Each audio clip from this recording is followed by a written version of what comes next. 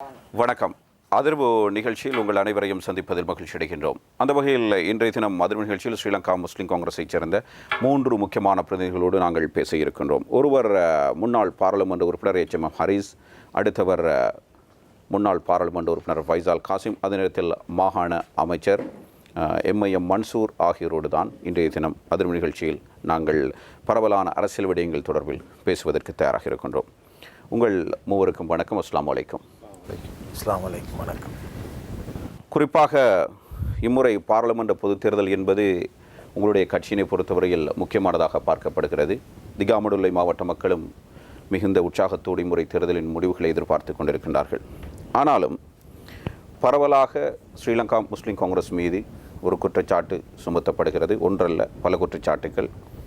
தலைவர் அஷ்ரஃபுடைய மரணத்துக்கு பிறகு ஸ்ரீலங்கா முஸ்லீம் காங்கிரஸ் ஆனது எந்த ஒரு உருப்படியான காரியத்தையும் செய்யவில்லை, மக்களுக்கான சேவையை வழங்கவில்லை. கடந்த 15 ஆண்டுகளாக மக்களை ஏமாற்றி பிழைக்கின்ற நடவடிக்கை ஸ்ரீலங்கா முஸ்லீம் காங்கிரஸ் மேற்கொண்டு வந்திருக்கிறது. சரியான நேரத்தில் பல இடங்களில் பிழையான முடிவுகள் எடுக்கப்பட்டிருக்கின்றன. பதவியில் இருந்தவர்களே தொடர்ந்தும் கட்சியில் பதவியில் இருந்து வருகிறார்கள். சில தகுதியற்றவர்களும் பதவியில் இருந்து வருகிறார்கள். பல சந்தர்ப்பங்களில் ஐக்கிய தேசிய கட்சியோருக்கு ஸ்ரீலங்கா முஸ்லீம் காங்கிரஸை அடகு வைக்கின்றார்கள் என்ற ஒரு குற்றச்சாட்டு முன்வைக்கப்படுகிறது. அதனத்தில் ஸ்ரீலங்கா முஸ்லீம் காங்கிரஸின் தனித்துவம் பேணப்படவில்லை என்ற ஒரு குற்றச்சாட்டு முன்வைக்கப்படுகிறது. அதே நேரம் மக்களோடு உள்ள தொடர்பு குன்றிப்போய் என்றெல்லாம் எண்ணில் அடங்காத பிரச்சனைகள், சர்ச்சைகள் உங்கள் கட்சி மீது இருக்கின்றன. ஏனைய எதிர்க்கட்சிகள் உறுப்பினர்களும் இந்த குற்றச்சாட்டை முன்வைக்கிறார்கள். ஏன் ஸ்ரீலங்கா முஸ்லீம் காங்கிரஸுக்கு இவ்வளவு அழுத்தமும் அதே நேரத்தில் இவ்வளவு குற்றச்சாட்டுகள் முன்வைக்கப்படுகின்றன? உண்மையில் இர்ஃபான் அவர்களே, இந்த குற்றச்சாட்டு என்பது உண்மையில் ஏற்றுக்கொள்ளப்பட முடியாத விடயம். மறைந்த பெருந்தலைவர் அவர்கள் மறைந்த பொழுது உண்மையில் இந்த நாட்டில் இருந்த கட்சிக்கு எதிரானவர்கள் உண்மையிலே கட்சியை அழிக்க வேண்டும் என்று நினைத்திருந்தார்கள். கட்சியை இல்லாமல் செய்ய வேண்டும் என்பதற்காக தலைவர் மறைந்த கையோடு அன்று இரவு தலைவருடைய வீட்டிலேயே பல சதி நடவடிக்கைகள் மேற்கொள்வதை நான் அந்த இடத்திலிருந்து பார்த்திருந்தவன். இந்த கட்டத்தில் உண்மையை எங்களுக்கு முஸ்லீம் காங்கிரஸ் போராளிகளாகிய எங்களுக்கு இருந்த மிகப்பெரிய சவால் கட்சியை பாதுகாக்க வேண்டிய கடமை. கட்சியை பாதுகாப்பதற்கான ஒரு தகுதியான தலைமையை கொண்டு வர வேண்டிய ஒரு நிர்பந்தம் எங்களுக்கு ஏற்பட்ட அந்த அடிப்படையில் சௌரர் ரவுஃப் ஹக்கீம் அவர்களை நாங்கள் அடுத்த தினம் தலைவராக்க முற்பட்ட பொழுது எதிர்பாராத விதமாக தலைவரின் மனைவியினை இணைத்தலைமையாக கொண்டு வந்து அந்த இடத்தில் கட்சிக்குள் ஒரு ஒற்றுமையை இல்லாமல் செய்கின்ற ஒரு இஸ்லாத்துக்கு மாற்றமான ஒரு நடவடிக்கையினை மேற்கொண்ட பொழுதும் இருந்தும் நாங்கள் அதை ஒரு சுமூகமாக அந்த இடத்தை கையாண்டு வீட்டிலே நான் நினைக்கின்ற 4-5 மாதங்கள் 2001 பிப்ரவரி 4ஆம் தேதி எனது தொகுதியான கல்முனை சாய்ந்தமருது பிரதேசத்தில் வைத்து ரவுஃப் ஹக்கீம் அவர்கள் தலைவராக பிரகடனப்படுத்தப்பட்டிருந்தார்.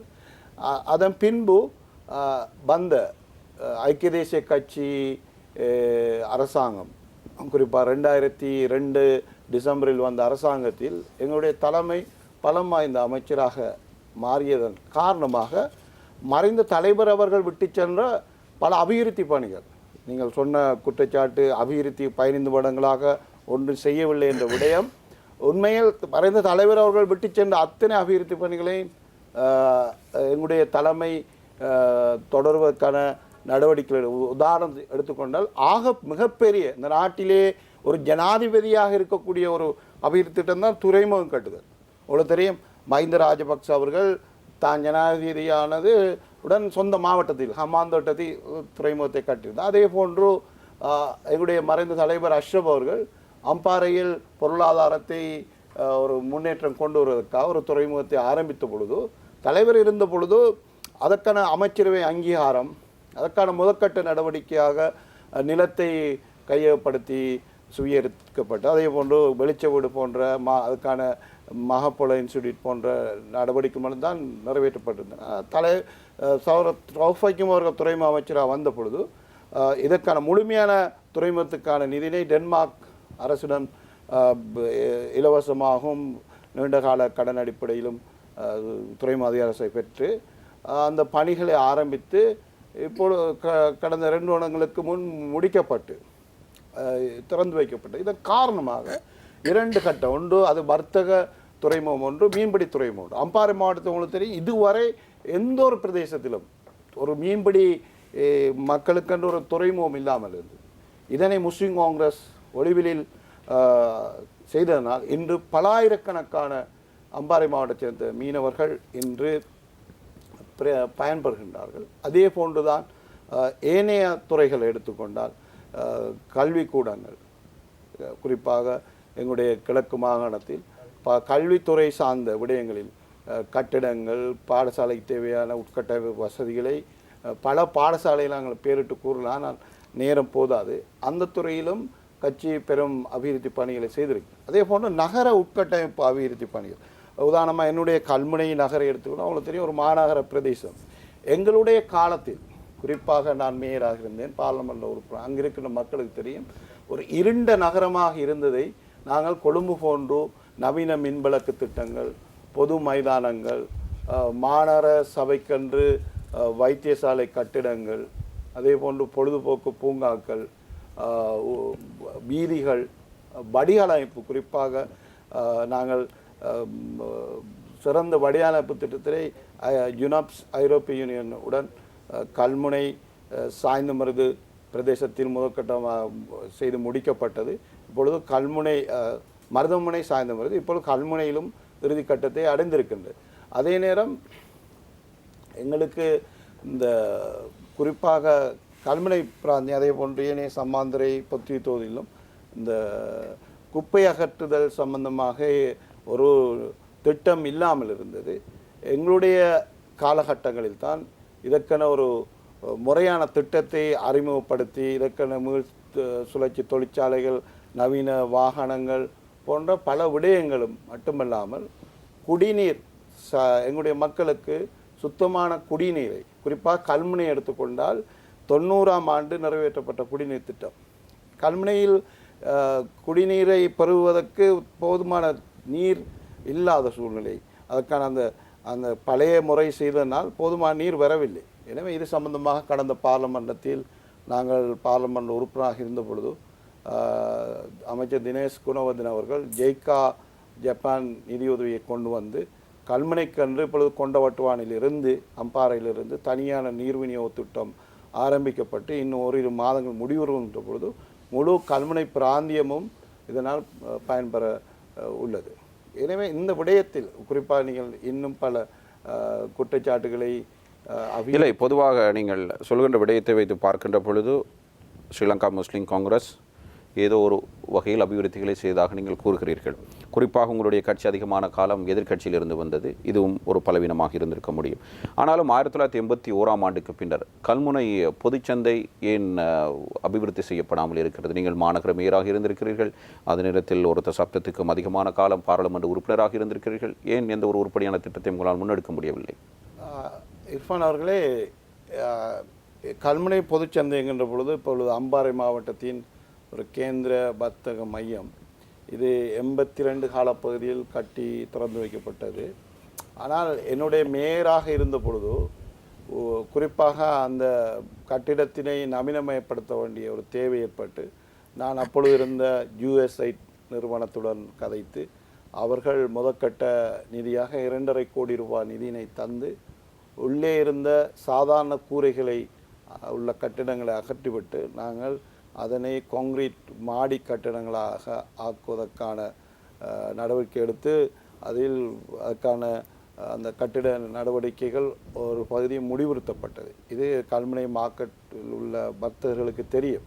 அதேபோன்று ஏனைய அந்த மார்க்கெட்டை முழுமையாக ஏனைய இடங்களையும் நவீனமயப்படுத்தி தேவையான பல வசதிகளை, மலசலக்கூட வசதி, ஏனைய பொது வசதிகளை அந்த நேரத்தில் நான் செய்து கொடுத்திருந்தேன். ஆனால் இது நான் செய்த விடயம் நினைக்கின்றேன் 2007 2006 காலம். இப்பொழுது 8 வருடங்களுக்கு பின் இன்னும் வர்த்தகர்கள் மக்களுடைய வருகை யுத்தத்துக்கு பின் அதிகமானதால் அங்கு இன்னும் சில செய்ய வேண்டிய தேவைகள் இருந்து கொண்டிருக்கு. அதை எங்களுடைய இப்பொழுது இருக்கின்ற கல்முனை மாநகர சபை மற்றும் முதல்வர் இந்த நடவடிக்கைகளை எடுத்துக்கொண்டிருக்கின்றார் நினைக்கிறேன். ஆனாலும் அவரும் இதுவரை உருப்படியான எந்த ஒரு நடவடிக்கையும் எடுக்கவில்லை என்பதுதான் உங்கள் ஊரிலிருந்து கிடைத்த தகவல். அதே நேரத்தில் மற்றொரு குற்றச்சாட்டு உங்கள் மீது இருக்கிறது. கல்முனைக்கு அரசு மற்றும் அரசார்பற்ற நிறுவனங்களின் அபிவிருத்திகள் வருகின்ற பொழுது அதனை தடுக்கின்ற முதலாளாக பாராளுமன்ற உறுப்பினர் ஹரிஸ் இருந்தார் என்று எல்லோரும் குற்றம் சுமத்துகிறார்கள். இது என்னுடைய அரசியல் எதிரிகளினால் பரப்பப்பட்ட மிகப்பெரிய காழ்ப்புணர்ச்சி. குறிப்பாக கல்முனை தொகுதியில் உள்ள மக்களுக்கு நன்றாக தெரியும். யுத்த காலத்தில் மக்கள் குறிப்பாக ஒரு பெனடோல் கூட எடுப்பதற்கு போக முடியாமல் ஆஸ்பத்திரி கூட இல்லாமல் இருந்தது. இந்த விடயத்தினை அப்பொழுது இருந்த பலர், இப்போ உதாரணமாக அதாவது அகில இலங்கை மக்கள் காங்கிரஸின் செயலாளர் வயலஸ் அமீட் அவர்கள் கல்முனை தொகுதியின் மறைந்த தலைவரின் இணைப்புச் செயலாளராக 94 தொடக்கம் 2000 வரை இருந்திருந்தார். அங்கிருக்கின்ற மக்கள் முழுமையான அதிகாரத்தை தலைவர் அவருக்கு வழங்கியிருந்தார்.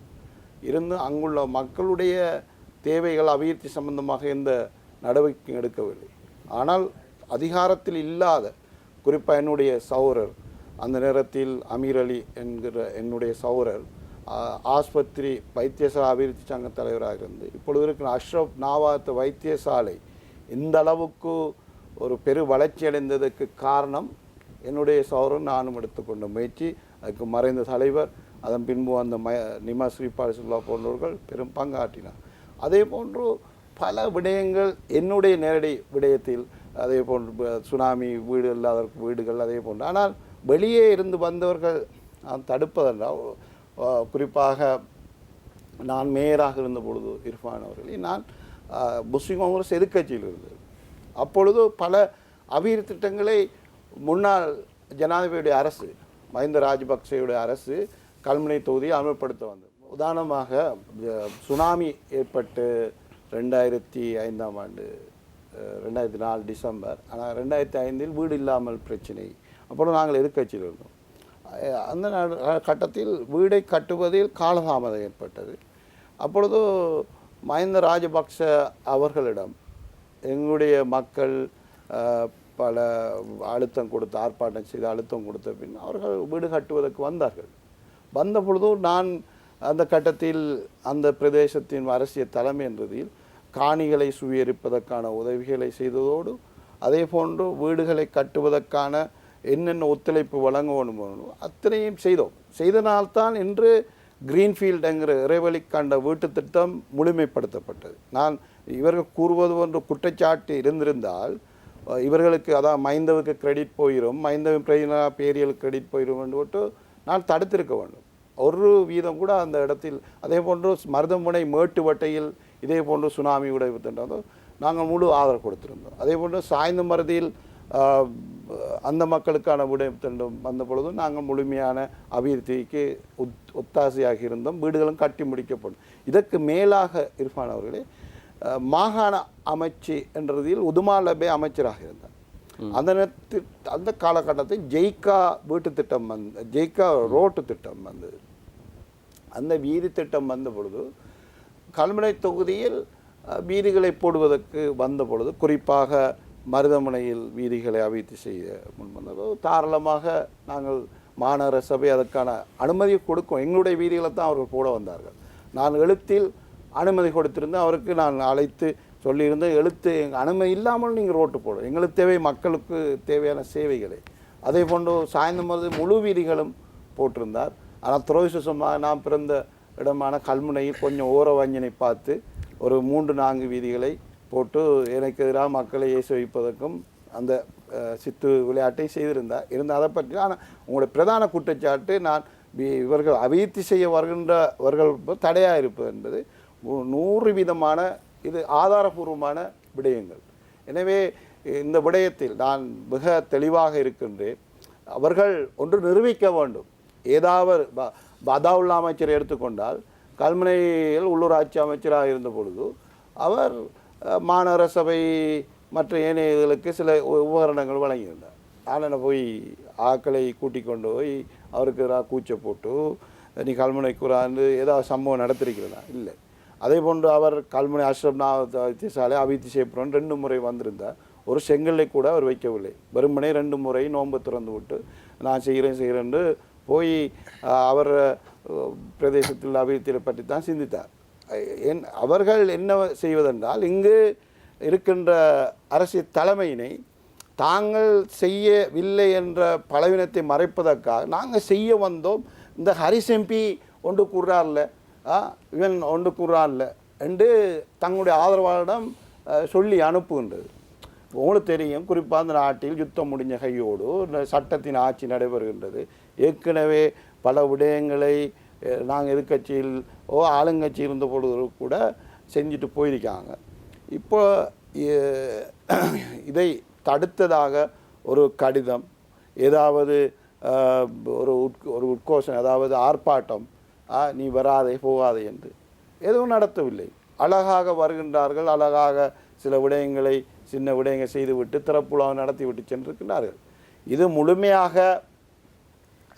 எங்களுடைய குறிப்பாக இர்ஃபான் அவர்களே, இந்த முஸ்லீம் காங்கிரஸுக்கு வெளியே சென்றவர்கள், அஷ்ரபின் பாசறையில் அஷ்ரபின் அந்த வழிகாட்டலூடாக பதவிக்கு வந்தவர்கள் அஷ்ரபுடைய சிந்தனையை அவர்கள் பின்பற்றவில்லை. இதுதான் பிரச்சனை.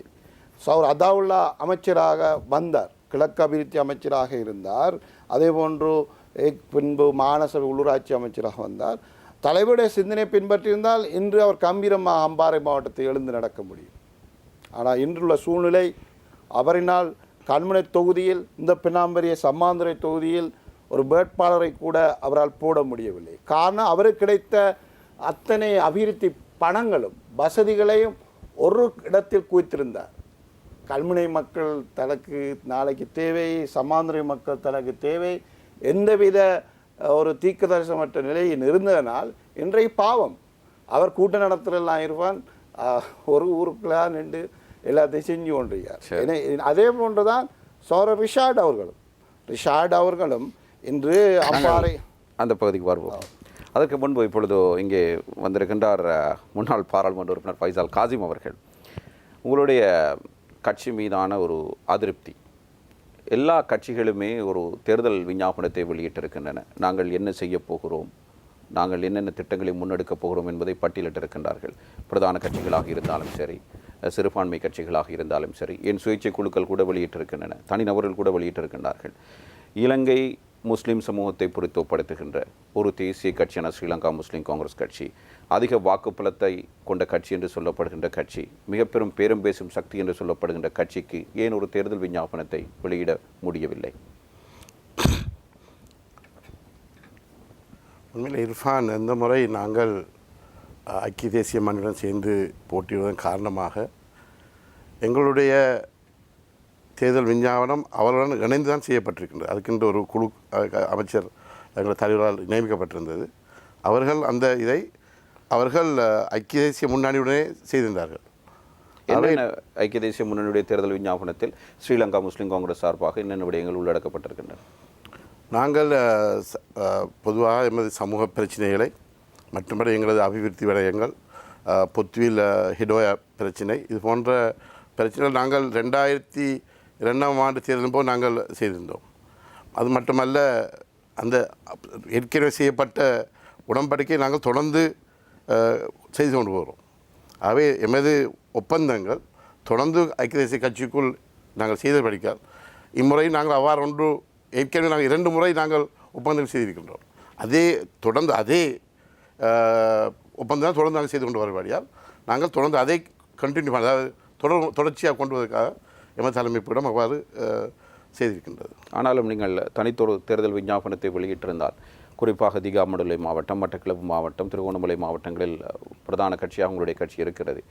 முஸ்லிம்களுடைய பிரச்சனைகள் என்று நீங்கள் வெளியில் பேசுகின்ற எத்தனையோ விடயங்களை அதில் உள்ளடக்கி இருக்கலாம். சர்ச்சைக்குரிய விடயங்களை தவிர்த்திருந்தாலும் கூட என்னென்ன விடயங்கள் முன்னெடுக்கப்பட்டிருக்க வேண்டும் என்பதை தனித்து சரி உங்களுக்கு ஒரு தேர்தல் விஞ்ஞாபனம் வெளியிட்டிருந்தால் இந்த தேர்தல் உங்களுக்கு அது சாதகமான ஒரு வாய்ப்பை ஏற்படுத்தி இருக்கும் அல்லவா? குறைகளை இனம் கண்டிருக்கிறீர்கள் என்ற ஒரு நம்பிக்கை மக்களுக்கு வரும் அல்லவா? இதனை நீங்கள் எப்படி பார்க்கிறீர்கள்? நாங்கள் இவ்வளவு காலம் அந்த குறைகளை நாங்கள் இனம் கண்டு ஐக்கிய தேசிய கட்சியுடன் நாங்கள் நிறைய தேர்தலை பார்த்தால் நாங்கள் ஐக்கிய தேசிய கட்சியுடன் போட்டிட்டு வருகிறோம். அவை அந்த குறைகள் அங்கே சொல்லப்பட்டிருக்கிறது அவர்களோடு. அவை தொடர்ச்சியாக அதை நாங்கள் எதிர்வரும் ஆட்சியிலே நாங்கள் அதை வெற்றிகரமாக முடிக்க வேண்டும் என்பதுதான் எங்களது முயற்சி நினைக்கிறேன். அதே நேரத்தில் மாகாண அமைச்சர் எம் மன்சூர் அவர்களே, நீங்கள் சம்மாந்துறை தேர்தல் தொகுதியை பிரதித்துவப்படுத்துகின்றீர்கள். சாய்ந்தமருதை பற்றி உங்களுக்கு நன்றாக தெரிந்திருக்கும். மிக நீண்ட கால சர்ச்சை, சாய்ந்தமருது மக்களுடைய நீண்ட கால கோரிக்கை ஒரு உள்ளூராட்சி மன்றம் வேண்டும் என்பது. பல கட்சிகள் முன்வந்தன.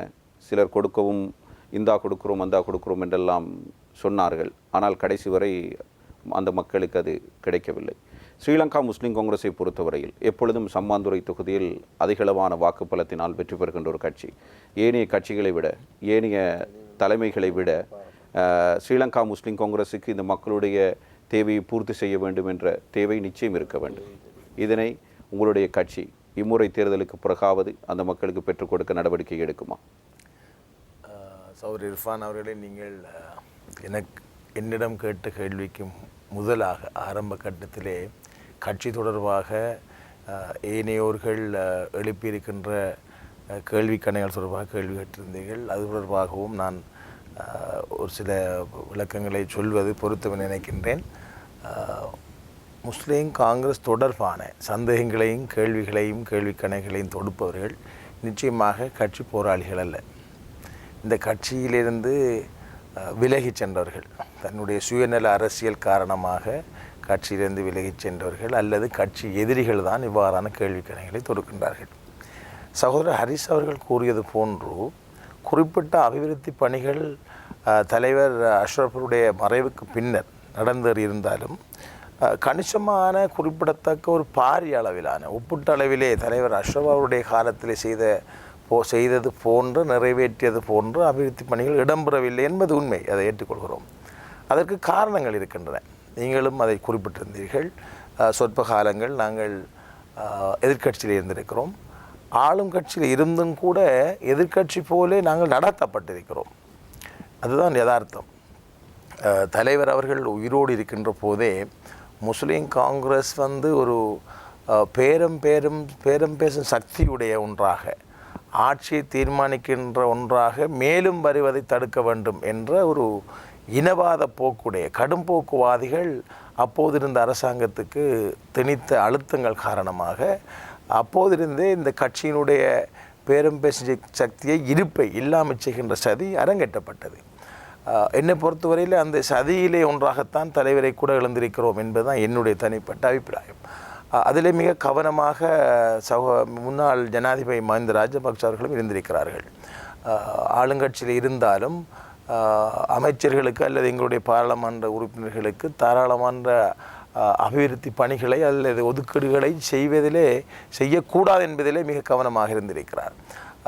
எங்களுடைய சகோதரர் ஹரிஸ் அவர்கள் கூறியது போன்று நிறைவேற்றப்பட்ட அபிவிருத்தி பணிகளுக்காகவும் கடும் பிரயத்தனம் செய்திருக்கிறார்கள். அவ்வாறு பிரயத்தனம் மிக கடும் முயற்சிகள் மத்தியிலே தான் அவ்வாறான விடயங்கள் நிறைவேற்றப்பட்டன.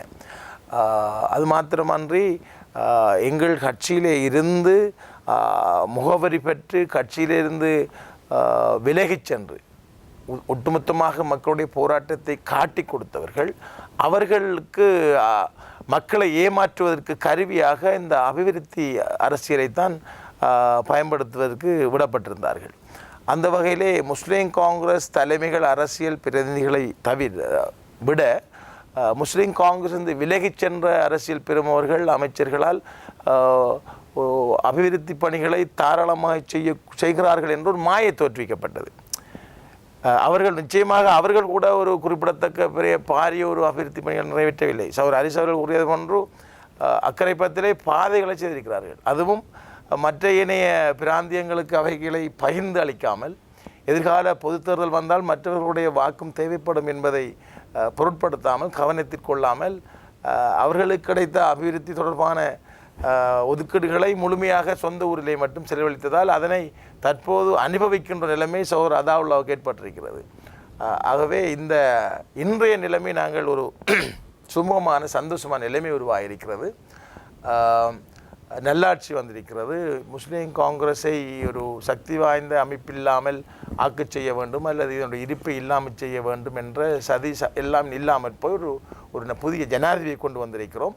அபிவிருத்தி தொடர்பான எந்த ஒரு சந்தேகமும் இல்லாத வகையில் மிக தாராளமாக முழு கிழக்கு மாகாணத்திலும் குறிப்பாக அம்பாறை மாவட்டத்தில் அடையாளம் காணப்பட்ட அபிவிருத்தி பணிகள் அனைத்தையும் செய்வதற்கு கட்சி தீர்மானித்தது. ஆனாலும் ஒரு தடவை அமைச்சர் அத்தாவுல்லா அவர்கள் ஒரு பாலம் கட்டுவதற்கு வந்த சந்தர்ப்பத்தில் ஒரு சர்ச்சை வெடித்த குற்றச்சாட்டு ஒன்றும் இருக்கிறது ஹரிஸ் எம்பி மீது. ஏன் நீங்கள் அவர் வந்து அபிவிருத்தி செய்வதை அனுமதிக்கவில்லையா? இல்லை, என்னென்னா இர்ஃபான் அவர்களே, ஒரு முறை அது உள்ளூராட்சி தேர்தல் காலம், தேர்தலுக்கு 4-5 தினங்கள் இருக்கும். அப்பொழுது எங்களுடைய நான் சொல்லுகின்ற இறைவழி கண்டம், அதாவது கிரீன்ஃபீல்ட் சிட்டி, கிட்டத்தட்ட 1000க்கும் மேற்பட்ட குடும்பங்கள் குடியேற இருக்கின்ற ஒரு சூழ்நிலையில் இவர் என்ன செய்தார் என்றால், அந்த பிரதேசத்துக்கான மக்கள் அது ஒரு வயல் பூமியில் தான் அது கட்டப்பட்டது. அதற்கும் பிரதான வீதிக்கும் இடையில் ஒரு பாலம் உண்மையில் போட வேண்டும். ஆனால் இவர் நாங்கள் ஆடிஏ வீதியாவை ஏற்றி அதிக அரசிடம் விடுத்த வேண்டுகோள் என்றால், பெரிய வாகனங்களும் செல்லக்கூடிய ஒரு அகலமான அதற்கு தேவை, அந்த மக்கள் 1000 குடும்பங்களுடைய தேவை பூர்த்தி இருவழி பாதை கொண்ட ஒரு பாலத்தை போடுமாறு வேண்டு கொடுத்திருந்தோம். அந்த காலகட்டத்தில் மீடியாக்கள் எல்லாம் பிரபல்யமாகி அங்கு அமைச்சர் இதை பார்த்தவுடன் அமைச்சரின் உள்ளூர் வேட்பாளர்கள் இதை செய்தால் அமைச்சரை இந்த பிராந்தியத்தில் வாக்குகளை பெறலாம் இதென்ற ஒரு ஐடியா கொடுத்து அவர் என்ன செய்தார் என்றால், எங்கோ கலட்டி வைத்திருந்த ஒரு வாகனம் செல்ல முடியாத ஒரு 3 வீல் போகக்கூடிய ஒரு சிறிய அதுவும் பாலம் என இரும்பு அந்த கேடர் என்று சொல்வார்கள், அதை கொண்டு வந்து போட்டுவிட்டு பிராந்திய மக்களை ஏமாற்றுவதற்கு கூட்டத்தை நடாத்துவது முற்பட்டார். உண்மையில் நான் அந்த விடயத்தை அதை ஊரில் உள்ள மக்கள் கண்டவுடன் அந்த பாலம் சம்பந்தமாக அவர் அந்த பிரதேசத்துக்கு வந்து பெரிய பாலம் போட வேண்டிய இடத்தில் சிறிய பாலம் போட வந்ததனால் ஒரு தடை ஏற்படுத்தி விட்டீர்கள். நான் அல்ல, தெளிவாக இருந்து கொள்ளுங்கள். அந்த விடயம் வந்த பொழுது அங்கிருந்த ஊர் பெரியார்கள் போன்ற பல பேர் இது எங்களுக்கு தேவை இல்லை, பெரிய பாலம் ஒன்றை தாருங்கள் என்று கேட்டார்கள். அவர் அதை ஏற்றுக்கொள்ள, அதை விட அது ஒரு தேர்தல் காலம் எங்கே உங்களுக்கு ஆனால் அந்த விடயத்தினை நான் 2010 பார்லமெண்ட் உறுப்பினராக வந்தவுடன் உடனடியாக வீதி அபிவிருத்தி அதிகார சபையிடம் தொடர்பட்டு எனது வேண்டுகோளில் இப்பொழுது இருவழி பெரிய பாலம் ஒன்று போடப்பட்டு அந்த பிராந்தியமே நவீனமயப்படுத்தி, அது எங்கள் கல்முனையில் உள்ள பள்ளிவாசலுக்கு முன்பு நீங்கள் சென்றால் கூட பார்க்கலாம், அழகான ஒரு நவீன ஒரு நகராக அதை மாற்றி அமைத்திருக்கின்றேன். ஏன் நான் இதை சொல்கின்றேன், அமைச்சர் அதாவுல்லா அவர்கள் அக்கரைப்பற்று வீதியை அகலப்படுத்திய பொழுது கூட நடு வீதியில் கான்கிரீட் போஸ்டுகளை போட்டு தான் லைட் போட்டார். உண்மையில் அந்த காலகட்டத்தில் களம்பில் நவீன மின் கம்பங்கள் வந்துவிட்டு பிரேமதாஸ் அவர்கள் கொழும்பு நகரை அளவுபடுத்தியிருந்தார். எனக்கு அவருக்குள்ள வித்தியாசம் என்னென்றால், செய்தியை சரியாக செய்ய வேண்டும். அதே போன்று எனக்கு கல்முனை அதிகாரம் கிடைத்த பொழுது நான் ஜெர்மன் நாட்டு உதவியுடன் கிழக்கு மாகாணத்திலே சௌர ஹிஸ்புல்லாவுக்கு முதலாக நவீன மின்வழக்கு திட்டத்தை நகரை அழகுபடுத்துவதற்கு செய்து காட்டினேன். எனக்கு பல சவால்கள் மின்சார சபையிடம் இருந்தும் செய்து காட்டி நவீனப்படுத்த பின்பு அதாவுல்லா அவர்களும் செய்தார், ஹிஸ்புல்லா அவர்களும் செய்தார். என்றால் மக்களுக்கு ஒரு சஸ்டைனபிள் டெவலப்மெண்ட்டாக இருக்க வேண்டும், இதுதான் என்னுடைய கொள்கை. சரி, அதே நேரத்தில் என்னுடைய அந்த கேள்விக்கு நீங்கள் பதில் தரவில்லை. சாய்ந்தமருது உள்ளூராட்சி மன்ற கோரிக்கை சொல்கிறேன், என்னுடைய தொகுதி. சரி, நீங்கள் சொல்லுங்கள். ஏன்னா அவர் அதில் கொஞ்சம் கல்முனையோடு சாய்ந்தமருது ஒட்டி இருப்பதால் தொகுதி விடயம் அதை நேரடியாக சொல்லுவது நல்ல.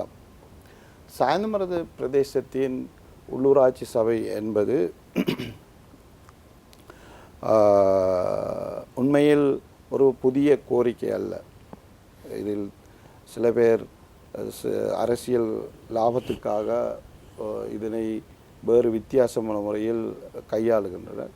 இது உண்மையில் இந்த நாட்டின் உள்ளூராட்சி கட்டமைப்பை ஏற்படுத்த பொழுது நான் நினைக்கின்றேன், இது 1898ஆம் ஆண்டு அதற்கென ஒரு கிராம சபை என்று பிரகடனப்படுத்தப்பட்ட இருந்தும் 1948 அது உள்ளூராட்சி சபையாக இயங்கி வந்தது. ஆனால் துரதிர்ஷ்டவசமாக சிலரை புண்படுத்தும். ஆனால் நான் உண்மையை சொல்லித்தான் ஆகணும். என்ன அந்த பள்ளிய முஸ்லீம் காங்கிரஸ் தலைவரும் நானும் சுமக்க முடியாது. 1987ஆம் ஆண்டு ஜனாதிபதி பிரேமதாச காலத்தில் புதிய உள்ளூராட்சி சபை கொண்டு வரப்பட்டு நாட்டில் பிரதேச சபைகள் அறிமுகப்படுத்தப்பட்டது. அப்பொழுது கல்முனையில் 4 சபைகள் இருந்தது.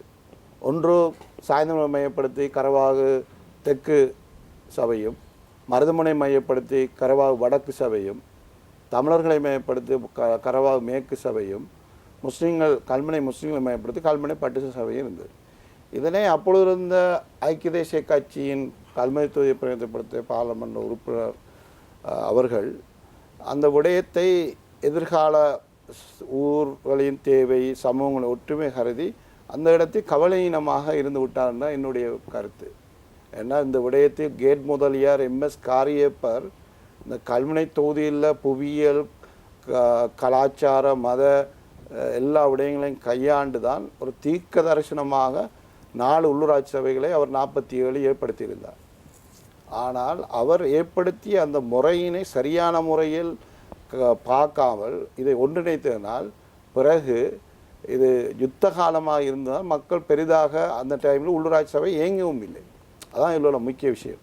அப்போ பெருசாக அலட்டிக்கொள்ள உள்ளூராட்சி சபை எங்களோட பிராந்தியத்தில் இயங்க துவங்கியதும் சாய்ந்தமருது மக்களுக்கு குறிப்பாக தங்களுடைய நிர்வாகம் மற்றது பல விடயங்களில் உள்ளூராட்சி சபையினுடைய பல குறைகள் இருந்ததை குறிப்பாக இந்த குறிப்பிட்ட இந்த காலகட்டத்தில் கண்ணுற்ற பொழுது அவர்கள் அதனை விமர்சிக்க தொடங்கினார்கள். எங்களுக்கு ஒரு உள்ளூராட்சி சபை இருந்தால் இதெல்லாம் லேசாக எங்கள் ஊரில் குப்பாலில் பட்டிருக்கும், லைட் போடப்பட்டிருக்கும், ரோடெல்லாம் போடப்பட்டிருக்கும் என்ற பல விடயங்களை பேச தொடங்கியனால் அந்த ஊர் பெரியவர்கள் பலர் இது விடயமாக இந்த விடயத்தை திருப்பி உள்ளூராட்சி சபை பிரிக்க வேண்டும் என்ற விடயத்தை முன்வைத்த பொழுது என்னிடம் வந்து பள்ளிவாசல் நிர்வாகத்தினர் கேட்டார்கள். இப்படி ஒரு பார்லமெண்ட் உறுப்பினர்களே இந்த விடயத்துக்கு நீங்கள் கோத்தலைப்பு உங்களுடைய தீர்மானம் என்னவென்று.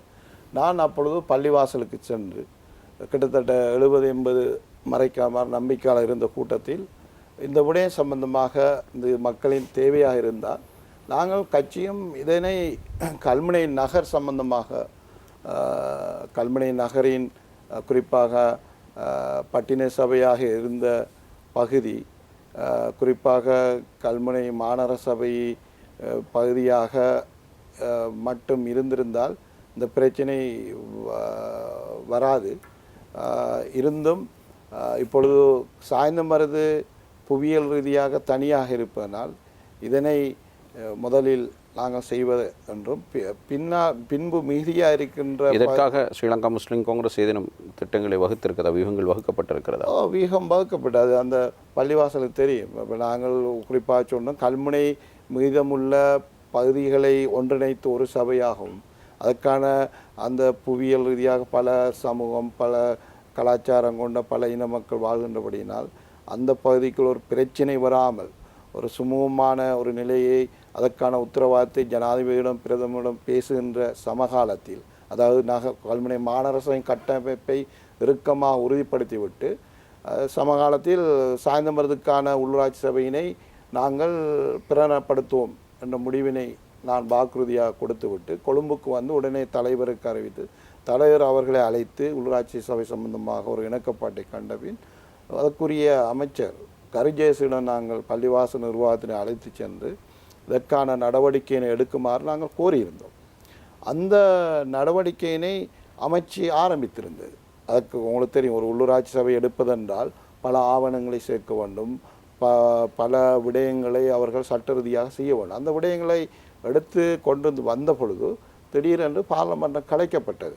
குறிப்பாக நாங்கள் எங்களிடம் கோரிக்கை கொடுத்தது குறிப்பாக ஒரு 3 மாதங்களுக்கு முன்பு இதே விடயத்தை சௌர இர்ஃபான் அவர்களே இந்த விடயத்தை இதற்கு முன்பு சௌர அதாவுல்லா அவர்கள் கையாண்டார்கள். கடந்த ஜனாதிபதி தேர்தலில் காலத்தை அவர் உள்ளூராட்சி அமைச்சர் என்ற அடிப்படையில் நான் இத்தனையாம் தேதி கெசட் பண்ணுகின்றேன், இத்தனையாம் தேதி வர்த்தமானி வரும் என்று பல பிரச்சாரங்களை செய்திருந்தார். நான் குறிப்பாக எங்கள் மீது குற்றஞ்சாட்டுகள் நாங்கள் கொடுத்த வினா என்னவென்றால் அந்த உள்ளூராட்சி அமைச்சராக இந்த நாட்டின் உள்ளூராட்சி அமைச்சராக இருந்த அதாவுல்லா அவர்களே 4 வருடமாக இருந்து செய்ய முடியாத விடயத்தை எங்களுடைய தலைவர் உள்ளூராட்சி அமைச்சர் இல்லை, எங்களிடம் 3 மாதத்துக்குள் செய்யவில்லை என்று குற்றஞ்சாட்டுவது மிக அநீதியான விடயம். இதில் ஒரு தர்மம் இருக்க வேண்டும், ஒரு நியாயம் இருக்க வேண்டும். எனவே புதிய முஸ்லீம் காங்கிரஸ் மீது குற்றஞ்சாட்டு வைக்கக்கூடாது என்பதை இன்று சாய்ந்தமருது மக்கள் நியாயத்தை ஏற்றுக்கொண்டிருக்கிறார்கள். இது சம்பந்தமாக பல பேர் பிரச்சனைகளை கிளப்பி கட்சிகளிலிருந்து வெளியேறினார்கள், சௌர ஜெமீல் போன்றவர்கள். ஆனால் இன்று சாய்ந்தமருது புத்திஜீவிகள் வளர்ந்து எங்களுடன் பேசியிருக்கின்றார்கள். ஆயிரக்கணக்கான இளைஞர்கள் இன்று கட்சியின் நடவடிக்கை சரி என்று கண்டு இன்று கடந்த 4-5 தினங்களுக்கு முன் சாய்ந்தமருது ஜன சமுத்திரத்துக்கு மத்தியில் தலைமுறை வரவேற்றார்கள். எந்த அளவு சாய்ந்தர மக்கள் இந்த விடயத்தை நியாயபூர்வமாக சிந்திக்கின்றார்கள்.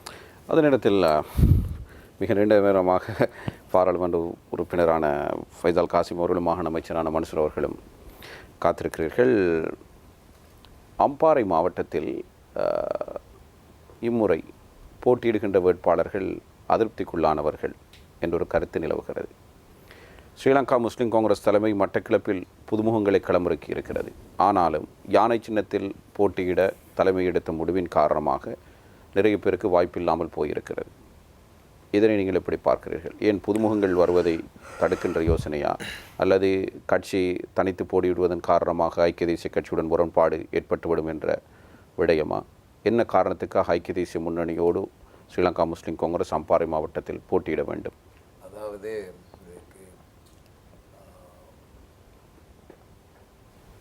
இது ஒரு சிக்கலான கேள்வி அல்ல. ஏனென்றால் இன்று ஏறக்குறைய தமிழ் மக்கள், முஸ்லிம் மக்கள் எல்லோரும் சேர்ந்துதான் முன்னாள் ஜனாதிபதியை நாங்கள் தோற்கடித்திருக்கிறோம். அவருடைய ஆட்சி காலத்திலே, அதுவும் குறிப்பாக இறுதி காலத்திலே தமிழ் முஸ்லிம் மக்கள் பாரிய அச்சுறுத்தலுக்குள்ளாக இருந்தார். குறிப்பாக முஸ்லீம்கள் பயம், பீதி, பர்மா போன்ற ஒரு நிலைமையை இலங்கையில் தோற்றுவித்துவிடுவார்களோ என்ற நிலைமை காணப்பட்டது. அந்த விடயத்தை கட்டுப்படுத்த வேண்டிய, சட்டம் எடுக்க வேண்டிய ஜனாதிபதிகள் பாராமுகமாக இருந்தார்கள். அந்த நிலையிலே அவரை தோற்கடிக்க வேண்டும் என்ற அடிப்படையில் ஜனாதிபதி தேர்தலில் எல்லோரும் தீர்மானித்து, கட்சியும் தீர்மானித்து இருக்கிறாங்க, நிறைவேற்றியிருக்கிறோம். அந்த நிம்மதி பெருமூச்சு விட்டிருந்த இந்த சூழலில் மீண்டும் மஹிந்த ராஜபக்ஷ அவர்கள் பாராளுமன்றத்திற்கு பிரதம மந்திரியாக வர ஒரு முயற்சி செய்திருக்கிறார். அந்த களத்தில் இறங்கியிருக்கிறார். இது ஒரு பாரதூரமான விஷயம். வெளிப்படையாகவே முஸ்லிம் மக்கள் தன்னுடைய தோல்விக்கு பிரதான காரணி என்று அப்பட்டமாக சொல்லியிருக்கின்ற சூழலில் மிக கொடூரமாக, மிக கோபம் நிறைந்த ஒரு மனநிலையிலே மிக கர்ச்சித்த ஒரு ஒரு ஒரு ஒரு கர்ச்சித்து கொண்டு அந்த வெளிப்படையாக கருத்தை மஹிந்த ராஜபக்சவர் சொல்லியிருக்கின்ற சூழலில் அதிகாரம் முழுவதுமே பாராளுமன்றத்துக்கு ஒப்படைக்கப்பட்டிருக்கிற நிலையில் பிரதம மந்திரியாக அவர் வர அனுமதிப்பது என்பது எங்களுக்கு மீண்டும் முஸ்லிம் சமுதாயத்துக்கு மீண்டும் பாரி ஒரு அச்சுறுத்தலை தோற்றுவிக்கும் பாரி ஆபத்து இருக்கிறது. ஆகவே முதலாவது ஐக்கிய மக்கள் சுதந்திர முன்னணி ஆட்சி அமைப்பது என்பதை, பெரும்பான்மையான பாராளுமன்ற உறுப்பினர்களை வென்றெடுப்பது என்பதை தடுத்தே ஆக வேண்டிய ஒரு தார்மீக பொறுப்பு முஸ்லீம்களுடைய இயக்கம் என்ற வகையிலே, ஒரு ஒரு ஒரு பொறுப்பு வாய்ந்த கட்சி என்ற வகையிலே செய்ய வேண்டியிருக்கிறது. அந்த அடிப்படையிலே அந்த அடிப்படையிலே ஐக்கிய தேசிய கட்சியோடு இணைவதன் மூலம், சில குறிப்பிட்ட மாவட்டங்களை வென்றெடுப்பதன் மூலம் ஐக்கிய மக்கள் சுதந்திர முன்னணி ஆட்சிக்கு வருவதை தடுத்து பெரும்பான்மையான பாராளுமன்ற உறுப்பினர்களை ஐக்கிய மக்கள் சுதந்திர முன்னணிக்கு பெற்றுக் கொடுப்பதன் மூலமாக ஐக்கிய மக்கள் கூட்டணியை, ஐக்கிய தேசிய கூட்டணியை ஆட்சியில் அமர்த்துகின்ற ஒரே நோக்கமே அன்றே வேறில்லை.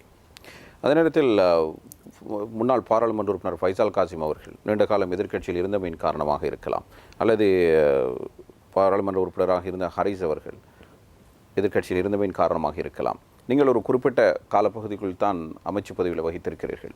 இந்த சூழ்நிலையில் இம்முறை தேர்தலில் புதுமுகங்களை போட்டிருந்தால் நன்றாக இருந்திருக்கும், ஏன் பழையவர்களை போட்டீர்கள் என்றொரு எதிர்பார்ப்பும் மக்கள் மத்தியில் பேசப்படுகிறது.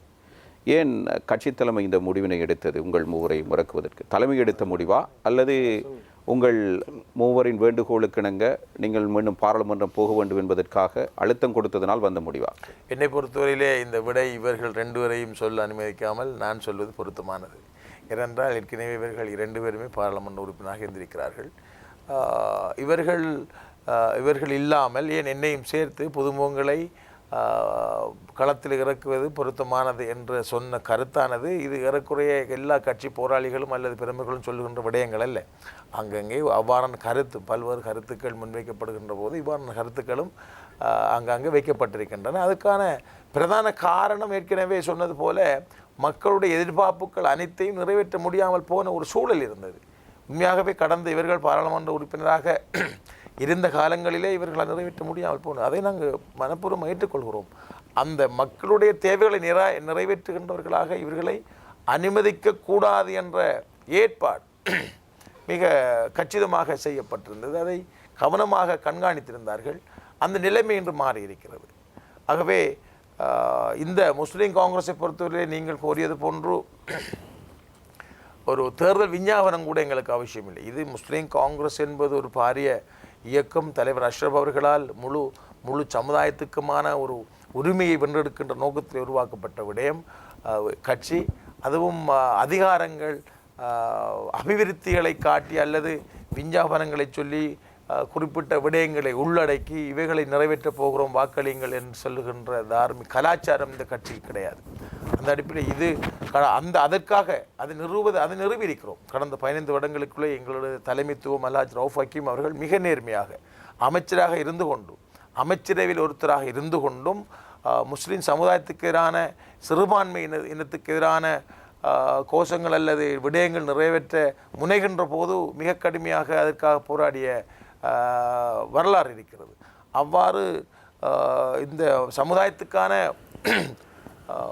உரிமைக்காக போராடுகின்ற ஒரு இந்த இயக்கம் இருந்தாலும் மக்களுடைய தேவைகளை நிறைவேற்றுகின்ற பொறுப்பும் இருக்கின்ற இந்த சூழலில் ஏற்கனவே அதிகார அரசியலை அபிவிருத்தி அரசியலை காட்டி இந்த கட்சியை இல்லாமல் செய்யலாம் என்று நினைத்தவர்கள் எல்லாம் இன்று ஓரம் கட்டப்பட்டிருக்கிறார்கள். இன்று இருக்கின்ற நெல்லாட்சியிலே பாரிய பங்கை முஸ்லீம் காங்கிரஸ் வகிக்கப் போகிறது. அந்த அடிப்படையிலே இங்கே புதியவர்கள் வர வேண்டும் என்று வேண்டிக் கொள்கின்ற அதிருப்திக்குள்ளானவர்கள் கூட திருப்தி அடையக்கூடிய வகையிலே பாரிய அபிவிருத்தி பணிகளையும் மக்களுடைய தேவைகளையும் நிறைவேற்ற கட்சி தீர்மானித்திருக்கிறது. முடியுமாக இருக்கும். அதே நேரத்தில் எனக்கு இந்த கேள்விக்கு சுருக்கமாக பதிலளிங்கள். குறிப்பாக மட்டக்களப்பு மாவட்டத்தில் நல்லதொரு வியூகம் வகுக்கப்பட்டிருக்கிறது ஸ்ரீலங்கா முஸ்லீம் காங்கிரஸின் வெற்றிக்காக. ஆனாலும் அம்பாறை மாவட்டத்தில் அது இல்லை. ஒலுவில், அக்கரைப்பற்று, அட்டாளைச்சேனை போன்ற பகுதிகளில் எந்த ஒரு வேட்பாளர் நிறுத்தப்படாமையின் காரணமாக அந்த பகுதிகளிலிருந்து உங்களுக்கான வாக்குகளை பெற்றுக்கொள்ளக்கூடிய வாய்ப்பு இருக்கிறது. இது இர்ஃபான் அவர்களே, இதுக்கு நான் இந்த புதியவர்கள் என்று சொல்லுகின்ற விடயமாக இருந்தால் கட்சிக்கு புதிதாக வந்தவர்களால் ஒரு எழுப்பப்படுகின்ற ஒரு பிரச்சாரம்.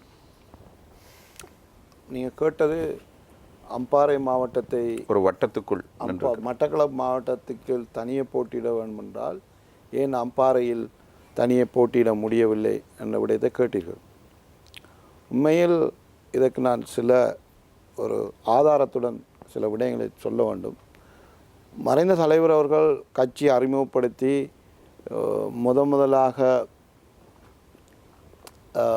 பாராளுமன்ற தேர்தலுக்கு போன பொழுது அம்பாறையில் உள்ள 70% முஸ்லீம்கள் ஒற்றையப்பட்டு வாக்களித்து கடைசியில் 600 வாக்கள் வித்தியாசத்தில் 3 ஆசனங்களை இழந்து அவர் தனியே மட்டும்தான் பாராளுமன்ற உறுப்பினராக வந்தார். அதே நேரம் இதே அம்பாறை மாவட்டமே அழுகுது. அதே நேரம் 2வது தேர்தலான 94ஆம் ஆண்டு சந்திரிகா குமாரதுங்கவுடன் ஒப்பந்தம் செய்து நாட்டில் ஆட்சியை மாற்றுவதற்கான தேர்தலில் மக்கள் அலையடித்தது. மக்கள் எல்லா இடங்களையும் அலையும் அஷ்ரப் தலைவருடைய அலை வீசியது. அம்பாறையில் சிங்கள மக்கள் பெரும்பான்மை இல்லாவிட்டாலும் அவர்களுக்குள் ஒரு ஒற்றுமை இருந்தது. எங்களுக்குள் சில நாசகார சக்தி அந்த நேரத்திலும் பிரிந்து செய்யப்பட்டதனால் 3 வர வேண்டிய ஆசனம் முஸ்லீம் ஹவுஸுக்கு தனியே போட்டி ஏற்பட்டதால் 2 கிடைத்தது. சிங்களஸ் அவர்களுக்கு ஐக்கிய தேசிய கட்சியில் 3ம் ஸ்ரீலங்கா சுதந்திர கட்சியில் 1 4 கிடைத்தது. எங்களுக்கு கிடைத்த 2வது ஆசனம் டிஎன்ஏ பிரிந்து தமிழ் மக்கள் பிரிந்து அதுக்குரிய தான் கிடைச்சி. இல்லாட்டி எங்களுக்கு 1 தான் கிடைச்சி. அதுவும் ஃபெயிலியர் வியூகம். இது பார்த்தோன்னே தலைவர் கடைசியாக இந்த மாவட்ட முஸ்லீம்களில் ஒரு முஸ்லீம் பெரும்பான்மை மாவட்டம் என்பதை நிரூபிக்க வேண்டும், தன்னுடைய வாழ்நாள் காலத்தில் இதை சாதித்து காட்டும் என்பதற்காக 2000ஆம் ஆண்டு உடனடியாக சந்திரிகாவிடம் திருப்பி மீண்டும் தேர்தல் ஒப்பந்தம் சென்ற பொழுது அம்பாறையில் மரத்தில் இல்லாமல் கதிரை சின்னத்தில் போட்டியில் ஒப்பந்தம் செய்து தலைவர் அவர்கள் கல்முனை தொகுதியிலும் தொப்பி மைதீன் அவர்கள் சம்மாந்துறையிலும் பொத்துவி தொகுதியில் அக்கறை பெற்ற அதாவுல்லா அவர்களும் போட்டியிட்டு துரதிர்ஷ்டமாக தலைவர் மரணித்தாலும் சௌர் இர்ஃபான் அவர்களே 3 ஆசனங்கள் மட்டுமல்ல சிங்கள பிரதேசத்தை ஒரு வேட்பாளரை போட்டு விமலர் திசாநாயக்காவையும் வெல்ல வைத்து 4 ஆசனங்கள் முஸ்லீம் காங்கிரஸுக்கு 2000 ஆண்டு கிடைத்தது. 2001ஆம் ஆண்டு எங்களுக்கு ஐக்கிய தேசிய கட்சியோடு நான் போட்டியிட்ட தேர்தல் தலைவர் அவர்கள் ஒரு சிறந்த வியூகத்தை வகுத்திருந்தார். முஸ்லீம் பிரதேசங்களில் ஐக்கிய தேசிய கட்சி வேட்பாளர்களை நிறுத்துவதில்லை முஸ்லீம் அந்த அடிப்படையில் நாங்கள் 3 ஆசனங்களை நானும் அன்பு இஸ்மாயிலும் அதாவுல்லாம் வென்றோம். ஆனால் புறவு 2004இல் 2 தான் தனியாக போட்டிட்டு. அதே போன்று 2010இல் நாங்கள் ஐக்கிய தேசிய கட்சி அந்த யுத்த நிலை காரணமாக 2 ஆசனங்கள். ஆனால் இப்பொழுது இந்த முறை அமைக்கப்பட்ட வியூகம் சம்பந்தமாக எங்களுக்கு தான் கஷ்டம். சௌர் இர்ஃபான் அவர்களே, எங்களுக்கு இதில் பல குற்றச்சாட்டு. நாங்கள் 3 பேரும் போட்டிருந்தால புதியவர்களுக்கு இடமில்லாமல் போயிட்டு பல பிரதேசங்களுக்கு இடமில்லை. உண்மைதான். உண்மையில் நான் தனிப்பட்ட ரீதியில் ஹைகமாண்ட் மீட்டிங்கில் கூறியிருந்தேன், இவ்வாறான பிரச்சனைகள் ஊர்களுக்கு நியாயமான பிரச்சனை, அது உண்மை. பொத்துவில் பிரதேசத்தில் அரசியல் அதிகாரம் என்பது ஒரு பிரதேச சபை மட்டத்தில் இருக்குது. அங்கு ஒரு பார்லமெண்ட் உறுப்பினர்களோ அதற்கு சமமான அதிகாரம் பெற வேண்டும். அதே போன்று அக்கரைப்பட்டில் அதாவுல்லா அமைச்சருக்கு பகரமாக நிற்கக்கூடிய ஒரு பார்லமெண்ட் பிரதித்துவம் அல்லது அதற்கு சமமான அதிகாரம். வட்டாளச்சினை பிரதேசத்தில் அவ்வாறான பிரச்சனை. அதே போன்று மருதமுனை, சாய்ந்தமருது என்று எல்லா ஊர்களிலும் இறக்காமம், பிரேசலம் போன்ற பல ஊர்களில் எனவே 10 வேட்பாளர்கள் நிறுத்துங்கள் என்று தான் கோரிக்கை விடுத்திருந்தோம். அதனால் எங்களுக்கு லேசு என்னென்னா, இப்போ பொத்தியில் ஒரு வேட்பாளர் இருந்திருந்தால் அவர் அந்த ஊரில் செலவழித்து அவர் எலெக்ஷன் வேலையை செஞ்சிருப்பார். அக்கரைப்பற்றில் பார் நடந்திருக்கும், மருதமுனை நடந்திருக்கும், சாயந்தரம் நடந்திருக்கும். மக்கள் விரும்பிய 3 வேட்பாளர்களை விருப்பு வாக்கு அடிப்படையில் தெரிவு செய்திருப்பார்கள். அப்போ எங்களுக்கு இப்பொழுது இருக்கின்ற 3 பேருக்கும் உள்ள பாரிய சவால், வேட்பாளர்கள் இல்லாத ஊர்களிலும் அந்த ஊரில் ஏனைய கட்சியில் அந்த ஊரை சேர்ந்த வேட்பாளர்கள் இருக்கின்றார்கள். ஏன்னா அந்த மக்கள் அந்த வேட்பாளரை விட்டு எங்களுக்கு வாக்களிக்க கோருகின்ற விடயத்தை கடும் நியாயமான காரணங்களை சொல்லி நாங்கள் பிரச்சாரம் செய்ய வேண்டியிருக்கின்றோம். இருந்தும் இது உள்ள செய்த விடயம் என்னத்துக்குண்டா, இதில் ஒரே ஒரு விடயத்தான். மஹிந்த ராஜபக்ஷ அவர்கள் மீண்டும் ஆட்சி அமைக்கின்ற பொழுது நாங்கள் 5 ஆசனங்கள் என்பதும் முக்கியத்துவம் ஆட்சி அமைப்பதற்கு முயற்சி செய்வார். 4-5 ஆசனங்கள் கூட பாரிய பெருமையான வாசனங்களாக மாறிவிடும். ஏன்னா அதை தடுக்க வேண்டும், மஹிந்தவை தடுக்க வேண்டும். இதுதான் எங்களுடைய இலக்கு, தலைவருக்கு இருந்த இலக்கு. மஹிந்தை தடுத்து ரணில் விக்ரமசிங்க அவர்களை கொண்டு வருவதென்றால் ஒவ்வொரு மாவட்டமும் முக்கியமும். மட்டக்களப்பு தனியாக போட்டிட்ட காரணம் என்னென்னா, அது சின்ன பிள்ளையும் தெரியும், டிஎன்ஏ வெல்ற மாவட்டம். இதால் யூஎன்பிக்கு பாதிப்பு இல்லை. ஆனால் நாங்கள் இங்கே தனியாக போயிருந்தால் எங்களோட வாக்குகள் 75-80,000 வாக்குகள் தனியாகவும், யூஎம்பியில் சிங்கள வாக்குகள் ஒரு 60-65 தனியாகவும், இடையில் இருக்கிற வெற்றியில் சிங்கள வாக்குகள் 60-70,000 மற்றும் அதாவுல்லா அமைச்சருடைய சில வாக்கு சேர்ந்து குறைந்தது 80,000 தாண்டுகின்ற பொழுது அவர்கள் மாவட்டத்தை வென்று 4 ஆசனங்களை பெற்று விடுவார்கள். இந்த ஆபத்தான நிலைமையை நீக்குவதற்காக கட்சி தலைவரும் ரணில் விக்ரமசிங்க அவரும் உறுதியாக இருந்து எடுக்கப்பட்ட தீர்மானம், அம்பாறையில் சேர்ந்து போட்டியிடுவதன் மூலம் அம்பாறை மாவட்டத்தை ஐக்கிய தேசிய கட்சி குறைந்தது 4 அல்லது 5 ஆசனங்களை வென்று தேசிய பார்லமென்ற அரசாங்கம் அமைக்கின்ற பொழுது அது மஹிந்தவை தடுக்கும் என்ற ஒரு நல்ல ஒரு விடயத்தை தான் செய்திருக்கின்றார்கள். எனவே இந்த பொதுமுகம் என்ற விஷயம் உண்மையில் என்னை பொறுத்த மட்டில், குறிப்பாக மன்சூர் அவர்கள் சுருக்கமாக பதிலளித்தாலும் இதை ஏன் அம்பாறைக்கு மட்டும் சொல்லுகின்றார்கள்? கட்சியில் பல பேர் பழைய முகங்கள் பல மாவட்டங்களில் போட்டியிடுகின்றார்கள். அதை நான் ஒவ்வொரு ஆட்சியில் ஏனைய கட்சியிலும் பழையவர்கள் போட்டியிடுகின்றார்கள். ஐக்கிய தேசிய கட்சி போட்டியிடுகின்றார்கள், ஸ்ரீலங்கா சுதந்திர கட்சி போட்டியிடும். முஸ்லீம் காங்கிரஸ் கட்சியில் மட்டும் பழையவர்கள் போட்டியிடக்கூடாது என்பது சட்டத்திட்டம் இல்லை. சரி, அந்த விடயத்தை விட்டுவிட்டு சாதாரணமாக இப்பொழுது நீங்கள் நின்ற ஊர் ஃபைசால் காசிம் அவர்கள், உங்களுடைய கட்சி பிரமுகர்கள் உங்களுக்கு ஆதரவு வழங்குகிறார்கள் இம்முறை தேர்தலில்? கட்சியை பொருத்தப்படுத்த எங்களுக்கு தேர்தல் அது வழங்குவார். இந்த ஒரு பிரதேச சபையின் தலைவர் உங்களுடைய கூட்டங்களுக்கு வருகிறாரா? மாகாண சபை உறுப்பினர் ஆரிஃப் சம்சுதீனுடைய பங்களிப்பு எப்படி இருக்கிறது? அவருடைய பங்களிப்பு மிகவும் குறைவாக தான் அதை நான் ஒத்துக்கொள்ள. என்ன காரணம் எனக்கும் தெரியாது. நான் ஆரிஃப் சம்சுதீன் அவரோட போய் வர சொல்லி நான் அவரை அழைச்சிருந்தேன். ஆனால் இது வரைக்கும் அவர் வரல. இது சம்பந்தமாக கட்சி தலைமை தான் இதுக்கு இப்போ இருக்கணும். ஏன்னா கட்சியின் முக்கிய ஒரு மாகாண சபை உறுப்பினர், ஒரு பிரதேச சபை உறுப்பினர், இவர்கள் கட்சி போட்டியும் போது ஒரு கவரீனமாக இருப்பது கட்சி தலைமை கவனம் எடுக்க வேண்டிய விஷயம். சரி, அதே நேரத்தில் நீங்கள் மூவரும் கூட்டாக இணைந்து தேர்தல் பிரச்சாரங்களை மேற்கொள்ள வேண்டும். அதனிடத்தில் எந்த ஒரு விடயமாக இருந்தாலும் கூட்டங்களை போடுவதாக இருந்தாலும் இணைந்து செயற்பட வேண்டும் என்பதுதான் கட்சி எடுத்த தீர்மானம். ஆனால் இதில் ஒரு சிலர் தனித்து செயற்படுவதாக ஒரு குற்றச்சாட்டு இருக்கிறது. இல்லை, அது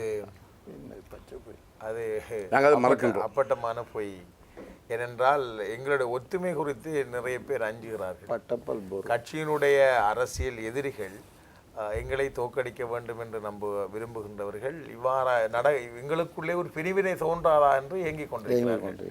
இப்போ உண்மையாக நாங்கள் எங்களுடைய ஊர்களிலே 3 பேருமே ஒன்று சேர்ந்து கூட்டம் நடத்தலாம் என்பது அசாத்தியமான விடயம். அந்த வகையிலே கூட்டங்கள் நாங்கள் தனித்தனியாக நடத்தினாலும் பொதுக்கூட்டங்களில் நாங்கள் எல்லோரும் பலந்து கொள்கிறோம்.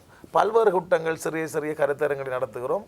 நிச்சயமாக அது ஒருத்தர் தான் கலந்து கொண்டாலும் 3 பேருக்கும் வாக்களிக்க செய்கின்ற அந்த அந்த விஷயத்தை மக்களுக்கு விளங்கப்படுத்துகின்ற விஷயத்திலே கண்ணும் கருத்துமாக இருக்கிறோம். இதிலே பிரிவினை அவசியம் இல்லை. மிக தாராளமாக தற்போதைய நிலைமையிலே 4 பேரை வென்றெடுக்க முடியும். அதிலும் ஒப்பீட்டளவிலே நாங்கள் எதிர்பார்க்கின்ற அம்பாறையிலே பெரும்பான்மை சமூகம் ஐக்கிய தேசிய கட்சிக்கு அளிக்கின்ற வாக்கு வீதம் மற்றும் முஸ்லீம் மக்களுடைய வாக்கு எண்ணிக்கை சாத்தியமான பெறக்கூடிய வாக்கு எண்ணிக்கையை வைத்து பார்க்கின்ற போது எங்களுக்குள்ளே எந்த குழப்பம் வர வேண்டிய அவசியம் இல்லை. மிக நேர்மையாக இதில் செய்து கொண்டிருக்கிறோம். இறுதி வரைக்கும் அவ்வாறு இருப்போம். இறுதி வரைக்கும் நாங்கள் எச்சரிக்கையாக இருக்க வேண்டும் என்று மக்களிடத்திலும் இந்த சந்தர்ப்பத்தில் மிக முக்கியமாக சொல்ல வேண்டும். தனித்தனியாக தங்களுடைய ஊர்களிலே தனக்கு வேண்டியவர்களிடத்திலே இவ்வாறு சொல்லுவதாக செய்திகளை கட்டிவிடுவார்கள். அல்லது இறுதி நேரத்திலே இவ்வாறு ஒரு தனக்காக மட்டும் வாக்களிக்க கோருவதாக துண்டு பிரசம் விடுவது போல விடுவார்கள். எல்லாமே செய்வார்கள். யார் என்னதை சொன்னாலும் இறுதி வரைக்கும் மக்கள் மிக தெளிவாக இருக்க வேண்டும். தலைமைத்துவம் மிக கண்டிப்பாக சொல்லியிருக்கிறது. மிக தெளிவாக மிக இலகுவாக 3 பேரும் வென்றெடுப்பதிலே எந்த சந்தேகமும் இல்லை. ஆகவே மிக நம்பிக்கையோடு நாங்கள் 3 பேருமே அதிலே நாங்கள் உறுதியாக இருக்கிறோம். தலைமைத்துவத்துக்கு மத்தியிலே நாங்கள் அதற்கு பையத் செய்திருக்கிறோம். ஆகவே அதில் யாரும் நம்பவும் கூடாது, அதிலே அந்த கருத்திலே ஈடுபடவும் கூடாது. அது அப்பட்டமான பொய். உங்களுடைய கட்சி சார்பாக ILM மாஹீர் தான் சம்மாந்துறை தொகுதியில் களமிறக்கப்படுவார் என்று எதிர்பார்க்கப்பட்டது. ஆனாலும் கடைசி நேரத்தில் தலைமை உங்களை தேர்ந்தெடுக்கலாம் என்றொரு கருத்தும் நிலவியது. இந்த நிலையில் ILM மாஹீரை தவிர்த்துவிட்டு உங்களை போட்டியிடச் செய்ததற்கான காரணம் என்ன? சகோதரர் ILM மாஹீர், அதே போன்று சகோதரர் முஸ்தபா அவரும் பாராளுமன்ற உறுப்பினராக சம்மாந்துறையிலே போட்டியிடுவதற்கு தகுதியானவர்கள். அதில் எந்தவித சந்தேகமும் கிடையாது. ஆனால் கட்சிக்கு ஒரு தார்மீக பொறுப்பு இருக்கிறது. என்னை பொறுத்தவரையிலே சிலர் இதனை பெரிய ஒரு விடயமாக காண்பிக்க பார்க்கிறார்கள். சகல தேர்தலுக்கும் மன்சூர் தானா என்ற கேள்வி கேட்பதாகவும் கதை கட்டுகிறார்கள். உள்ளூராட்சி மன்றத்திலிருந்து உள்ளூராட்சி மன்றத்துக்கும் அவர் தானா, மாகாண சபைக்கும் அவர் தானா, அல்லது பாராளுமன்றத்துக்கும் அவர் தானா, ஊரிலே ஆட்கள் கிடையாது என்று கேள்விகள் கேட்பதாக சொல்லுகிறார்கள். அதை என்னிடத்தில் யாரும் கேட்பதில்லை. இவ்வாறான கேள்விகளை தொடுக்கின்றவர்கள் 3 வகையான ஆட்கள் இருக்கிறார்கள். 1 இந்த கட்சியினுடைய எதிரிகள், 2 காழ்ப்புணர்ச்சி கொண்டவர்கள், 3 கட்சியில் இருக்கின்ற வரலாறை மறந்தவர்கள், மிக சொற்பமானவர்கள். கட்சியினுடைய வரலாறை வந்திருக்கிறார்கள். என்னை பொறுத்தவரை நான் ஒரு போராளியாகவே நான் ஒரு போராளியாகவே என்னை பார்க்கிறேன். அன்வர் இஸ்மாயில் அவர்கள் ஆரம்பத்திலே பாராளுமன்ற தேர்தலிலே அவர் முதல் வருகின்ற போது நானா அவரா என்ற ஒரு பெரிய ஒரு சர்ச்சை ஏற்பட்டு அந்த தேர்தலிலே நான் தான் யாரை முடிவெடுப்பது என்பது சம்பந்தமாக பாரிய குழப்பம் கட்சியினுடைய தலைமையகத்திலே. இறுதியிலே உலமாக்களுடைய ஆலோசனை பிரகாரம் சலாத்துஸ் நிஹாரா, சலாத்துஸ் நன்மை தேடி தொழும் தொழுகை, சலாத்து நான் நம்புகிறேன், அந்த தொழுகை தலைவர் அவர்கள் தொழுதுவிட்டு துண்டு குலுக்குமாறு சொல்லி அந்த துண்டு குலுக்கியும் என்னுடைய பேர் தான் வந்தது.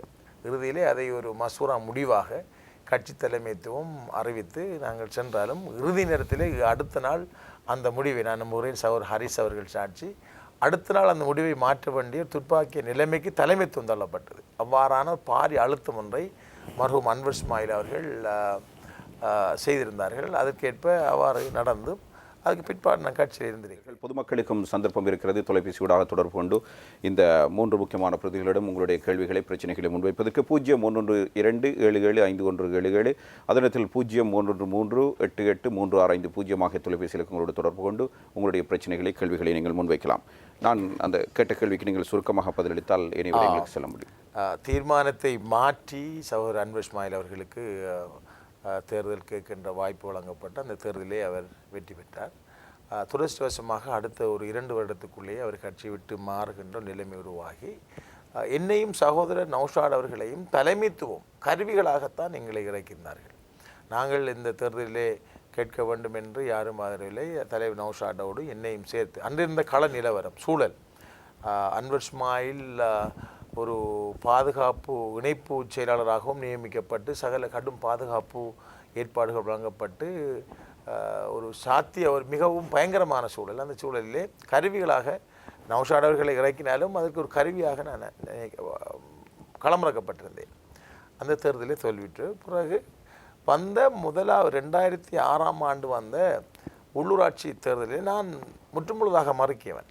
ஏனென்றால் அந்த தேர்தலிலே 2004ஆம் ஆண்டு இடம்பெற்ற அந்த பொது தேர்தலிலே பல்வேறு வழக்குகள் எனக்கு திட்டமிட்ட முறையிலே சோடிக்கப்பட்டு என்னை இந்த அரசியலிருந்து முற்றுமாக இல்லாமல் செய்யணும் என்ற அடிப்படையில் பல்வேறு சதி செய்யப்பட்டு நான் கடுமையாக செலவு செய்து இயலாமல் போய் இந்த அரசியல் நமக்கு தேவையில்லை, நீங்கள் யாரையாவது காரணமாகத்தான் இம்முறை நீங்கள் போட்டியிடுகிறீர்கள் இல்லை, யாராவது நீங்கள் முன்னுக்கு ஆக்குங்கள் என்று சொல்லி யாருமே முன்வரவில்லை. அப்போது 2006ஆம் ஆண்டு உள்ளூராட்சி மன்றத்துக்கு தேர்தல் கேட்பதற்கு யாரும் தயாரில்லை. சகோதரர் அமைச்சர் அன்வர் இஸ்மாயிலை எதிர்த்து செய்யக்கூடிய தைரியம் யாருக்கும் இல்லை. அதற்காக மீண்டும் பிறகு நானே தலைவருடைய திணிப்பின் பிரகாரம் கட்டாயப்படுத்தி இறக்கப்பட்டேன். அதுதான் உள்ளூராட்சி மன்றத்தின் கதை. அதே மாதிரி தொலைபேசியூடாக ஒருவர் இணைந்திருக்கின்றார். வணக்கம். ஹலோ, வணக்கம். சொல்லுங்கள், யார் பேசுகின்றீர்கள், எங்கிருந்து? நான் பொத்தியில் தொகுதியிலிருந்து ரஹீம் பேசுறேன். சொல்லுங்கள் சகோதரர். நான் சகோதரர் பாராளுமன்ற உறுப்பினர் பைசால் காஜிம் அவர்களிடத்திலே இந்த கேள்வியை கேட்க விரும்புகின்றேன். கேளுங்கள். உங்களுடைய தொலைக்காட்சி பெட்டியின் சத்தத்தை குறைத்துவிட்டு நேரடியாக கேள்வியை கேளுங்கள். தொலைபேசியூடாக நேரடியாக பேசுங்கள். என்னவென்றால் கடந்த 11 வருடமாக பாராளுமன்ற உறுப்பினராக சகோதரர் பைசால் காஜிம் அவர்கள் இருந்திருக்கின்றார்கள்.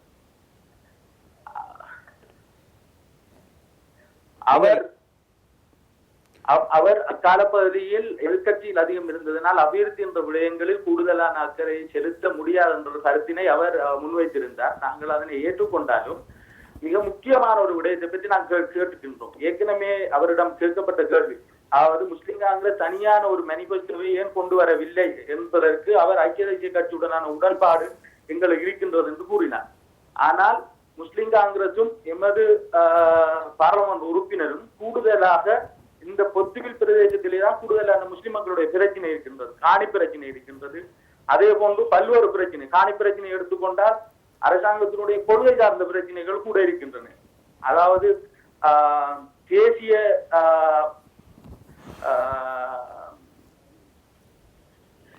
ரீதியான சட்ட மூலங்கள், வைல்ட் லைஃபினுடைய ஏரியாக்குள்ளே முஸ்லிம்களுடைய காணிகள் இன்று டிக்ளேர் பண்ணப்பட்டிருக்கின்றன. இந்த விடயம் தொடர்பாக எவ்வாறான ஒரு உடன்பாட்டை ஐக்கிய தேசிய கட்சியுடன் இவர்கள் பெற்றிருக்கின்றார்கள் என்ற விடயத்தை அவர் தெளிவுபடுத்த வேண்டும். அதே போன்று எதிர்வருகின்ற நல்லாட்சியில் இந்த விடயங்களை வெற்றி கொள்வதற்கு சகோதரர் பைசால் காஜிம் அவர்கள் எவ்வாறான ஸ்ட்ராட்டஜிஸை அவர் வைத்திருக்கின்றார் என்பதனையும் அவர் இந்த இடத்திலே தெளிவுபடுத்த வேண்டும். அதே போன்று அவருடைய பாரிய ஒரு குற்றச்சாட்டும் இந்த காலப்பகுதியிலே சொல்லப்படுகின்றது. அதாவது கடந்த அரசாங்கத்தில் பொத்துவில் பிரதேசத்தில் காணப்படுகின்ற அந்த உல்லாச விடுதிகளுக்கு மதுபான அனுமதியை கொடுக்க வேண்டும் என்று அவர் கோருகின்றார். அந்த விடயமும் தற்போது இடம் பெற்றிருக்கின்றது. அவர் அந்த மதுபானத்துக்கான அனுமதியை பெற்றுக் கொடுத்திருக்கின்றார். இதற்கு முஸ்லிம் மக்களிடத்தில் எவ்வாறு பொறுப்பு செல்ல போகின்றார் என்ற விடயத்தையும் சகோதரர் பைசால் காஜிம் அவர்கள் தெளிவாக சொல்ல வேண்டும். சரி, நன்றி நன்றி நன்றி. இந்த காணி பிரச்சினை சம்பந்தமாக உண்மையில் அவர் கூறியது போன்று அன்றிருந்த அமைச்சர் சம்பிக்க ரணவக்க அவர்கள் நிறைய காடுகளை வேளாண்மை செய்த காணிகளை அவர் அமைச்சுக்குள் சட்டபூர்வமாக கெசட் பண்ணி எடுத்துக்கொண்டிருக்கிறார். இதனால் இங்கு மட்டுமல்ல, நாடு பூராக உள்ள பிரச்சனை இது பொத்திலுக்குரிய பிரச்சனை மட்டுமல்ல, நாடு பூராக பிரச்சனை. இதுக்குள் எங்கள் விவசாயிகள் செஞ்ச காணிகள் எங்கள் விவசாயிகள் போகாமல் பிரிக்கப்படுது. கோமாரியிலே 57ஆம் ஆண்டு கொடுக்கப்பட்ட பெர்மிட்டுக்கு இன்னும் அந்த காணிக்குள் போகாத பிரச்சனை இருக்கின்றது. இவை சம்பந்தமாக சென்ற அரசாங்கத்தில் நாங்கள் ஆட்சியில் இல்லாத காலம் இருந்தாலும் கூட நான் பள்ளிவழி காணி என்ற பிரதேச விவசாயிகளுக்கு அந்த காணிக்கு நாங்கள் உள்ளுக்கு சென்று வேளாண்மை செய்வதற்காக ஒரு முறை நாங்கள் பெற்றுக் கொடுத்திருக்கின்றோம். இதே போன்று நான் அண்மையில் சென்ற போது இந்த பிரச்சனையை கொண்டு வந்திருந்தார்கள். நான் கூறினேன், அடுத்த முறையும் நாங்கள் பாராளுமன்றத்துக்கு வந்தபோது மீண்டும் இந்த அரசாங்கத்துடன் பேசி நாங்கள் இதை தீர்த்து தருவோம் என்று கூறியிருக்கின்றோம். அங்கே உண்மையிலே பொத்தியிலை பொறுத்தவரை நிறைய காணி பிரச்சனைகளும் நாங்கள் ஏற்றுக்கொள்கிறோம். இவைகளை நாங்கள் சென்ற ஆட்சி காலத்தில் நிறைய எமது பாராளுமன்ற கன்சல்ட் கமிட்டி மீட்டிங்கிலே நாங்கள் ஆதாரமாக அடித்து பேசியும் கூட எங்களுக்கு எந்த பதிலும் கிடைக்கவில்லை. ஆகவே நாங்கள் எதிர்வரும் பாராளுமன்றத்திலே ஐக்கிய தேசிய கட்சியில் அமைக்கப்படும் பாராளுமன்றத்தில் இதுக்கு ஒரு தீர்க்கமான முடிவை நாங்கள் காண இருக்கின்றோம். கிட்டத்தட்ட 20,000 ஏக்கர் காணிக்கு மேல் முஸ்லீம்களுடைய காணிகள் கிழக்கு மாநிலத்திலே இவ்வாறு பறிபோகப்பட்டிருக்கின்றது. அவை இது பெரியோரு இது பொத்தியில் மட்டுமல்ல, எமது கிழக்கு மாநிலத்தில் உள்ள காணிகள் அவ்வளோத்தையும் நாங்கள் பெற்றுக்கொள்ள வேண்டிய ஒரு பொறுப்பு இருக்கின்றது. இவர் கரும்பு பிரச்சனை, காணி பிரச்சனை, இவ்வாறு நிறைய பிரச்சனை இருக்கின்றன. இவர் நாங்கள் இந்த 6 மாத காலத்துக்குள் நாங்கள் நிறைய பிரச்சனையை பேசியிருக்கின்றோம். கரும்பு செய்ய உள்ள பிரச்சனை நாங்கள் பேசியிருக்கின்றோம். இவர்களுக்கு இன்னும் ஒரு சரியான தீர்வு திட்டம் எங்களுக்கு கிடைக்கவில்லை. ஏன்னா ஆட்சி ஒரு உறுதியான ஆட்சி இல்லை. ஆக உறுதியான ஆட்சியிலே இதுக்கு நாங்கள் இந்த இதை பெற்றுக்கொள்வோம் தான் எனது கருத்து. சௌரா அவர்கள் கூறியிருந்தார்கள், நாங்கள் தவறனைக்காக இது கட்டுறேன்னு சொல்லி. அது ஒரு பொய் பிரச்சாரமான வேறு. உண்மையிலே எமது பிரதேச உறுப்பினர் அந்த பிரதேச உறுப்பினர் இடம் கம்ப்ளைண்ட் பண்ண அங்கே இருக்கும் சாராய தாவரை மூடி விடுமார்கள். இதனால் நமது முஸ்லீம் மக்களுக்கு சரியான பிரச்சனை என்று சொல்லி இது சம்பந்தமாக பேசிய போது வந்த ஆர்கியூமெண்ட்டுக்குள்ளே இந்த அந்த ஹோட்டல்காரர்களுக்கு இந்த பிரச்சனை பேசப்பட்டுச்சு. இதை அங்கிருந்து ஒரு அமைச்சர் வேணும் என்று எனக்கு சேறு பூச வேண்டும் என்ற ஒரு காரணத்தால் ஃபைசல் காசிம் இதை இவ்வாறு பெர்மிட் கொடுக்க வேண்டும் கேட்டிருந்தார். எனக்கு எந்த அவசியம் இல்லை. ஆனால் அதே காலப்பற்றி அந்த அமைச்சர் அதாவது அவ்வாறு சாராய பெர்மிட்டை அது மஷ்ரூ விவகாரத்திலே சாராய பெர்மிட்டை வாங்கி வித்திருக்கிறார்கள். அப்படி காலம் இருந்துச்சு, அப்படி செஞ்சிருந்தார். ஆகவே நாங்கள் கூறியது என்றால் அந்த பிரதேசத்தில் உள்ள அந்த தவறனை மூடி சட்டு தள்ளி, ஏன்னா முஸ்லீம் பிரதேசம் படியால் அதை மாற்றத்தை நாங்கள் கேட்டிருந்தோம். அதை மாறுதலாக பத்திரிகையாளர்கள் மட்டுமல்ல, அதை வெப்சைட்டில் அதாவது ஃபேஸ்புக்கிலும் அதை பற்றி பேசியிருந்தார். ஆகவே நாங்கள் கேட்டது என்றால் அந்த தவறை மூடிவிடுமாறு இதுதான் எங்களுக்கு கோரிக்கை. சரி, அதே நேரத்தில் மற்றும் ஒரு நேர் தொலைபேசியூடாக இணைந்திருக்கின்றார். வணக்கம். வணக்கம். யார் பேசுகின்றீர்கள்? வலைக்கம் இஸ்லாம். யார் பேசுகின்றீர்கள்? எங்கிருந்து பேசுகிறீர்கள்? சுருக்கமாக சாய்ந்தமரிலிருந்து கலை பேசுகிறேன். சாய்ந்தமரு நர்மராட்சி இயக்கத்தினுடைய செயலாளர். சொல்லுங்கள். கல்வி பாராளுமன்ற உறுப்பினர் இமாம் ஹாரிஸ் அவர்களிடம் கல்வி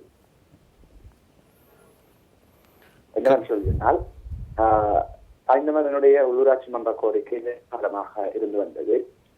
கடந்த 3 மாத காலத்திற்குள் எங்களுக்கு இந்த கோரிக்கையினை நிறைவேற்றுவதற்கு போதிய அவகாசம் இல்லை, ஒரு நியாயமற்ற விடயம் என்று சொல்லப்பட்டது. இந்த விடயம் பள்ளிவாசல் எங்களுடைய சாய்ந்தமர ஜிம்மா பள்ளிவாசனுடைய தலைமையில் ஸ்ரீலங்கா முஸ்லிம் கமிஷனுடைய தலைவர் ரஃபாத்திம் அவர்களை சந்தித்து கரஜேஸ்வரியை சந்தித்து இந்த கோரிக்கை முன்வைக்கப்பட்ட கட்சியும் கரஜேஸ்வரி ஆகிய எல்லோரும் ஒன்றிணைந்துதான் நாங்கள் இந்த விடயத்தை நாங்கள் அவசரமாக செய்து தருவோம் வாக்குறுதி அளிக்கப்பட்டது. அந்த சந்தர்ப்பத்தில் பள்ளிவாசல் சார்பாக ஒரு விடயம் கேட்கப்பட்டது.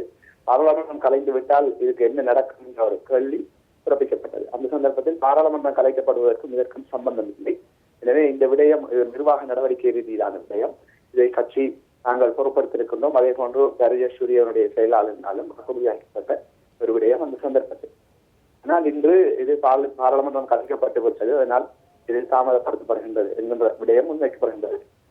அது ஒரு 3 மாத காலத்துக்குள் செய்வதென்பது ஒரு அசாத்தியமான ஒரு விடயம் தான். இருந்த போதிலும் மற்றும் வாக்குறுதியளிக்கப்பட்ட விடயம் இங்குள்ள ஒரு பிரச்சனை. ஆனால் அதே போன்று இங்கு இன்னொரு விடயம் சொல்லப்படுகின்றது சொன்னால் வட்டார முறைமை அறிமுகப்படுத்தப்பட போகின்றது. இந்த வட்டார முறைமை அறிமுகப்படுத்தப்பட்டதன் பிற்பாடு நாங்கள் இந்த விடயத்தை எதிர்வரும் தேர்தல் முடிந்த கையோடு இதை நிறைவேற்றி தருவோம் என்கின்ற வாக்குறுதி இன்று கடந்த தேர்தல் மேடைகளில் கூட அமைச்சர் ரவுஃப் ஹக்கீம் அவர்கள் இன்று வாக்குறுதி அளித்து விட்டு சென்றது. வட்டார முறைமை நிறைவேற்றப்பட்டதன் பின்னர் தான் இந்த விடயம் நிறைவு செய்யப்படுமா அல்லது இருக்கின்ற பிஆர்சி உதாரணத்துக்கு இந்த வட்டார முறைமை திட்டப்படுத்தப்பட்டு விடலாம் என்ற சந்தேகம் இருக்கின்றது. இந்த வட்டார முறைமை எதிர்பார்க்கப்படாத சந்தர்ப்பத்தில் 10ஆம் மாதம் கலைகின்ற இந்த உள்ளாட்சி மன்றங்களுக்கு தேர்தல் நடைபெறுகின்ற போது பிஆர்சி தேர்தல் நடைபெற்றால் பிஆர்சி நடைபெறுகின்ற தேர்தலில் தான் இந்த தேர்தலும் தங்களுக்கான தலைமை மாணவர்களோடு சேர்த்துத்தான் இந்த தேர்தல் நடைபெறப் போகின்றது. எனவே இந்த விடயம் பிஆர்சி இருந்தாலும் இந்த விடயம் நிறைவு செய்யப்படுமா என்கிற கேள்விதான் பார்லமெண்ட் உறுப்பினர் ஹாரிஸ் அவர்களுக்கு நான் கேள்வியாக இருந்தேன். பொதுமக்களுக்கு ஒரு சந்தர்ப்பம், உங்களுடைய கேள்விகளை சுருக்கமாக கேளுங்கள். என்னென்னு சொன்னால் இங்கு விரிவாக பேசுவதற்கு நேரமில்லை. இதுதான் எங்களுடைய கேள்வி என நீங்கள் நேரடியாக தொடுத்தால் அவர்கள் பதிலளிப்பதற்கு தயாராக இருக்கின்றார்கள். இந்த கேள்விக்கு உங்களுடைய பதில் என்ன? சார் கலில் எனக்கு தெரிந்த அந்த ஒரு அமைப்பின் தலைவர் இவர்கள்தான் கடந்த 4 வருடகாலமாக அமைச்சர் அதாவுடன் சென்று உள்ளூராட்சி சபையை கேட்டவர்கள். அப்பொழுது 4 வருடமாக ஒரு நிறைவேற்ற முடியாத விஷயத்தை அதன் வழி அவருக்கு தெரிந்திருக்கும். இருந்தும் அவர் முக்கியமாக குறிப்பிட்ட விடயம் கரிஜயசூரிய அமைச்சரை சந்தித்த பொழுது பள்ளிவாசல் நிர்வாகம் கேட்ட விடயம், இதனை பார்லமென்றம் கலைந்தால் செய்வீர்களா இல்லையா என்ற விடயம். அப்பொழுது அதற்கு அமைச்சர் அவர்கள் அதற்கு எனக்கு தொடர்பில்லை என்றும் இதனை நாங்கள் தொடர்ந்து செய்வோம் என்ற உறுதியளிக்கப்பட்டது. ஆனால் இன்று முஸ்லிம் காங்கிரஸ் பார்லமென்றம் கலைத்ததை ஒரு காரணமாக சொல்லுகின்றது என்று தான் அவருடைய கேள்வி அமைந்திருந்தது. உண்மையில் அவர் அந்த கூட்டத்தை கலந்து கொள்ளவில்லை. உண்மை கலந்து கொண்டவர்கள் பள்ளிவாசல் நம்பிக்கையாளர் சபை உறுப்பினர்கள், சாட்சியாக என்ன 2 பேரும் இருந்தவர்கள். அதில் கரஜேசுடன் கேட்டார்கள் பள்ளிவாசல் நிர்வாகம், எங்களுக்கு ஏழுமென்றால் ஒரு கிழமைக்குள் இதை செய்து தர முடியுமா என்று கேட்டது எனக்கு ஞாபகம். அப்படித்தானே பள்ளி தலைவர் கேட்டார். அப்பொழுது சிரித்து விட்டு கரஜேஸ்வரி சொன்னார்கள், இல்லை இதற்கு ஒரு எல்லை நிர்ணய சபை அல்லது ஒரு குழு, எங்களுடைய அமைச்சர் செயலாளருடைய குழு ஒன்று இருந்து இந்த விடயத்தை கையாள வேண்டும், அதற்குடைய ரிப்போர்ட்டுகள் எடுக்கப்பட வேண்டும். எனவே அதற்கிடையில் பார்லமென்றம் கலைந்தால் எனக்கு ஒரு கால வரையறை கூற முடியாது. பார்லமென்றம் கலைந்தால் அந்த இடத்தில் இந்த விடயம் செய்ததற்கு இடைஞ்சல் வரும். எனவே பார்லமென்றம் கலைந்து புதிய அரசாங்கம் அமைகின்ற பொழுது இதனை தொடர்ந்தும் செய்வோம். இதில் இந்த கோரிக்கையை நாங்கள் கூறப்பட்ட சுருக்கம் என்றால் இந்த கோரிக்கையை 100% ஏற்றுக்கொள்கின்றோம். இந்த கோரிக்கையினை நாங்கள் செய்து தருவோம். இதனை அங்கு செய்துகிறது என்று அமைச்சரும் காங்கிரஸும் சொன்ன விடயம். அவர் இன்னொரு முக்கியமான அதுக்கு பதிலளிக்காட்டி இன்னொரு பிரச்சனையை கட்டுவார். உண்மையில் வீதாசார தேர்தல் என்பது மீண்டும் வரும், அது மூலம் தேர்தல் நடக்கும் என்ற விடயம் ஒரு சாத்தியமே இல்லாத விடயம். ஏனென்றால் அவங்களுக்கு அதில் போதிய அறிவில்லாமல் இருக்கலாம். ஏற்கனவே கடந்த வருடம் வீதாசார தேர்தல் முறையை ஒழித்துவிட்டு வட்டார தேர்தல் முறைக்கான சட்டம் பார்லமென்றால் நிறைவேற்றப்பட்டு விட்டது. வட்டாரத்தை பிரிப்பதற்கான எல்லை நிர்ணய ஆணைக்குழு நிர்மாணிக்கப்பட்டு அது அறிக்கை நினைக்கின்றேன் இப்பொழுது வர்த்தமானியில் பிரசுரிப்பதற்கு உள்ள அத்தனை நடவடிக்கை எடுக்கப்பட்டுவிட்டது. எனவே வீதாசார தேர்தலுக்கு என்பதற்கே கதைக்கு இடமில்லை. குறிக்கின்ற பார்லமென்ற வீதாசார தேர்தலை முறையை ஒழித்தே 20 திருத்த சட்டம் வர இருந்தது. அதுக்கு சில பிரச்சனை. எனவே அந்த விடயம் பந்தா இது கிடைக்குமா? இப்போ ஒட்டுமொத்தமாக சொல்கிறோம், சாயந்தர மக்களுடைய நியாயமான கோரிக்கையினை கட்சி ஏற்றுக்கொண்டிருக்கின்றது. அதில் கரி ஜெயசூரிய சொன்ன இன்னொரு விடயம் என்றால் இந்த ஒரு உள்ளூராட்சி ஒரு நிறுவனம் ஒன்றை அமைப்பதென்றால் சில நியமங்கள் இருக்கின்றது. சட்ட உண்மையாக இல்லை ஆணைக்குள் நியமித்து தான் இதை நிறைவேற்ற முடியும். இருந்தும் இந்த தூதுக்குழு அமைச்சர் ரவுஃபாக்கி அவர்கள் கேட்டுக்கொண்டு இருக்கிறாங்க. நான் என்னுடைய அமைச்சர் செயலாளர் ஒரு பைபாஸ் என்ற அடிப்படையில் செயலாளரை நியமித்து இதற்கான நியமனங்களை சட்ட பிரச்சனை தீர்த்து இதனை செய்து தருவேன் என்ற விடயத்தை இதற்காக விசேடமான வாக்குறுதியாக தந்திருக்கின்றார். எனவே இது ஒரு பெரிதாக அலட்டிக்கொள்ள வேண்டிய விடயம். மற்றது இந்த பொத்தியில் பிரச்சனையில் உண்மையில் ஃபைசல் காசிம் அவர்கள் குறிப்பிட்டது போன்று அங்குள்ள காணி பிரச்சனை என்பது கடந்த நாங்கள் பல கரங்கோ ஹெடோயா போன்ற நீர்ப்பாசன திட்டம் போன்றவை அந்த பிரதேசத்துக்கு இருக்கின்ற பாரிய சவாலான விடயம். இது விடயமாக குறிப்பாக எங்களுடைய கட்சி தான் கூடுதலாக அக்கறை எடுத்து செய்திருக்கின்றது. பொத்தியில் மக்களுக்கு உள்ள தனித்துவமான இந்த பிரச்சனை சம்பந்தமாக நிச்சயமாக கட்சி தலைவர் அவர்கள் ரவுஃப் ஹக்கீம் சார் அவர்கள் இது சம்பந்தமாக பிரதமர் ரணில் விக்ரமசிங்கே அவர்களுடன் பேச்சுவார்த்தை நடத்தி இறுதி முடிவு எடுத்து விட்டார் ஹெடோயா சம்பந்தம். ஏனென்றால் அதை தேர்தல் விஞ்ஞானத்தை போட்டிருக்கலாம். ஏனென்றால் மொனராக்கலை உள்ள நீர்ப்பாசன குளமும் இதோட சம்பந்தப்படும் அந்த மக்களுடைய குறிப்பாக பெரும்பான்மை மக்களுடைய வாக்குகள் யூஎன்பிக்கு வீழ்ச்சி அடையும் என்ற ஒரு பிரச்சனையை யூபிஎஃப்ஐ கிளப்புவார் என்பதற்காக அது தேர்தல் விஞ்ஞாபனத்தில் குறிப்பிடப்படாமல் கட்சிக்கும் ரணிலுக்கும் இடையில் உடன்பாடு கண்டவுடைய. அதே போன்று அம்பாறை மாவட்ட அபிவிருத்தி சம்பந்தமாக முழு அம்பாறை பிரதேசங்களையும் ஆசிய அபிவிருத்தி வங்கியூடாக ஸ்ட்ராட்டஜிஸ் டவுன்ஷிப் ப்ராஜெக்ட் என்ற இது தலைவருடைய யூடிஐக்கில் வருது. இது பல ஆயிரம் கோடி ரூபாவில் முழு அம்பாறை மாவட்டத்தில் உள்ள பிரதேசங்களும் அபிவிருத்தி செய்யப்படுவது. இதனை ஐக்கிய தேசிய கட்சியின் தேர்தல் விஞ்ஞாபனத்தில் குறிப்பிட்டிருக்கின்றது. ஏன் அந்த தேர்தல் விஞ்ஞான சம்பந்தம் நீங்கள் கேட்ட கேள்விக்கு இர்ஃபான் அவர்களே, உண்மையில் நாங்கள் டிஎன்ஏ தேர்தல் விஞ்ஞானம் விட்டது நியாயம், ஜேபி விடுகிறது நியாயம் என்றால் அவர்கள் எந்த பெரிய கட்சியுடன் சேராமல் தனியாக போட்டியிடுவதனால் தேர்தல் விஞ்ஞானம். முஸ்லீம் காங்கிரஸ் என்பது உண்மையில் ஒரு மாநசபைக்கு கேட்டிருந்தால் நியாயமாக இருக்கும். ஏன்னா மாநசபையில் நாங்கள் ஆட்சி அமைக்கின்ற ஒரு கட்சி, ஏன்னா நாங்கள் ஆட்சிக்கு வந்தால் இணை செய்வோம் என்று தேர்தல் விஞ்ஞானம் வெளியிடணும், அது கட்டாயம். ஆனால் இது ஆட்சி அமைப்பது ரணில், எனவே நாங்கள் வாக்குறுதி கொடுக்கும், நாங்கள் உண்மையாக ஆட்சி அமைக்கின்ற. ஆனாலும் அம்பாறை மாவட்ட மக்களுடைய பிரச்சனைகளை ஏனைய ஸ்ரீலங்கா முஸ்லீம் காங்கிரஸுக்கு வாக்குப்பலம் உள்ள பகுதியில் உள்ள பிரச்சனைகளை இனங்கண்டு அதனை திருத்தி வைக்கின்ற பொறுப்பு உங்களுக்கு இருக்கு. அது தேர்தல் எங்களுடைய புரிந்துணர்வு ஒப்பந்தம் செய்திருக்கின்றோம். உதாரணத்துக்கு நான் கரையோர மாவட்டத்தை எடுத்துக்கணும். கரையோர மாவட்டம் சம்பந்தமாக நாங்கள் இந்த முறை வெளிப்படுத்தவில்லை. என்ன காரணம், இது சம்பந்தமாக 2001 நான் எம்பியாக இருந்தபோது ஒப்பந்தம் செய்திருந்தது. அதை ரணில் 2002 நிறைவேற்றி அதுக்கான நிற்கிறவட்டியை அம்பாறை கரையோர மாவட்டங்கள் பார்லிமென்றம் அமைச்சரை தீர்மானிக்க கடைசியில் அமைச்சர் அதாவுல்லா கடும் பிரச்சனைப்பட்டதனால் அது நிறுவப்படாமல் போய்விட்டு இருந்தும் இப்பொழுது சூழ்நிலை வேறு.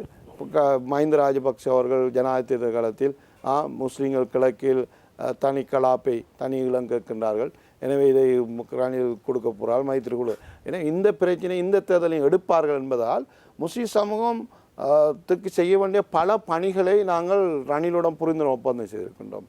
அதில் ஏதோ கரையோர மாவட்டம், பொத்திவில் காணி பிரச்சினை, குறிப்பாக மட்டக்களப்பில் உள்ள காணி பிரச்சனை, நுரைச்சேலை வீட்டு திட்டம், அதேபோன்று மருதமனை வீட்டு திட்டம், அதனை பெற்றுக் கொடுத்த நடவடிக்கை பயந்தளிப்பதற்கான பல விடயங்கள் நாங்கள் உள்வாங்கியிருக்கின்றோம் அபிவிருத்தி திட்டங்கள் சம்பந்தம்.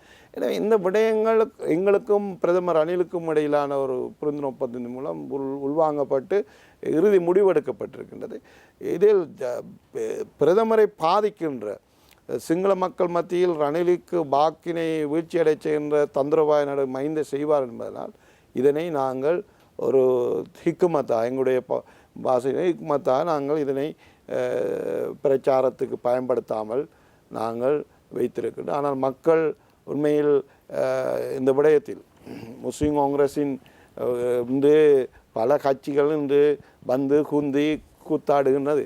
உண்மையில் முஸ்லீம் காங்கிரஸ் என்ற இயக்கம் இந்த சமூகத்தின் சவால்கள் வந்த பொழுது பொதுபல சேனா பிரச்சனை, அழுக்கான பிரச்சனை வந்து எந்த முஸ்லீம் அமைச்சர் ஐக்கிய நாட்டுக்கு அறிக்கை அனுப்பின ஜெனிவாக்கு எங்களுடைய தலைவர் செயலாளர் ஐக்கிய நாட்டுக்கு அறிக்கை அனுப்பி அந்த பிரச்சனையை மைந்தருக்கு பல நிர்பந்தத்தை கொடுத்து, அதே போன்று அரபு நாடுகள் 40 நாடு அமையத்துக்கு நேரடியாக சென்று எங்களுடைய தலைவர் ரவுஃப் ஹக்கீம் இந்த நாட்டு முஸ்லீம்களை கொண்டு வைக்கின்றார்கள், வதைக்கின்றார்கள் என்று நெஞ்சை நிமித்தி பேசி மைந்தவை நிர்பந்திக்க செய்தார்கள்.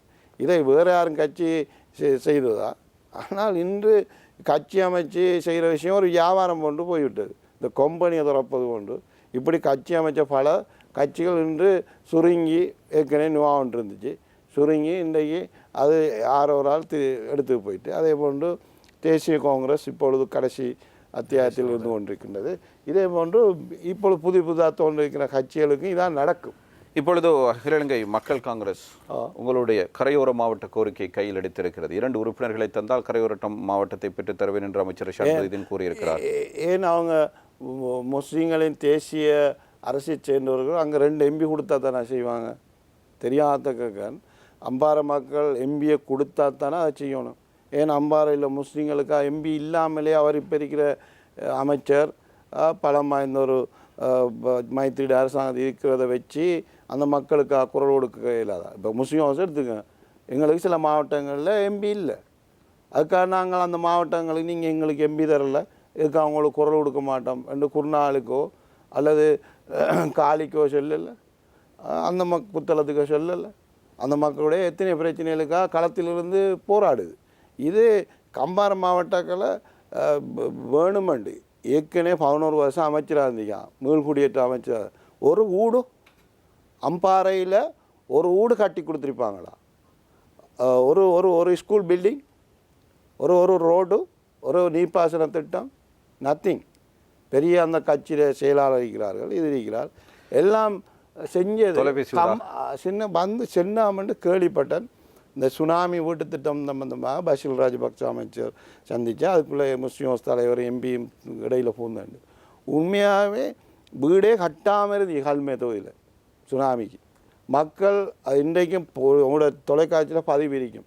மக்கள் ரோடில் சோறு ஆக்கி 3 நாள் இருந்த மஹிந்த ராஜபக்ச சேட்டலைட் டிவி ஊடாக கல்முனை மக்களோட என்ன பிரச்சனைன்னு கேட்டார். நேரடி ஒளிபரப்பு உங்களோட டிவியில் ஐடியில் போய் அப்பொழுது மக்கள் சொன்னாங்க வீடு இல்லைன்னு. அதுக்கு போகிற இந்த அமைச்சர் இருந்தார்கள், மீள்குடியேற்ற அமைச்சராக இருந்தார், போயிடுங்க எல்லாம் வந்த மஹிந்த ராஜபக்சாவோட அதிகாரிகள் அனுப்பி இவங்க அமைச்சர் இந்த எம்பிமார் அந்த ஆளுங்கட்சியில், நாங்கள் நிறைய எதிர்கட்சியில், நான் எம்பியும் இல்லை, இருக்கத்தக்க நேரடியாக செஞ்ச விஷயங்கள்.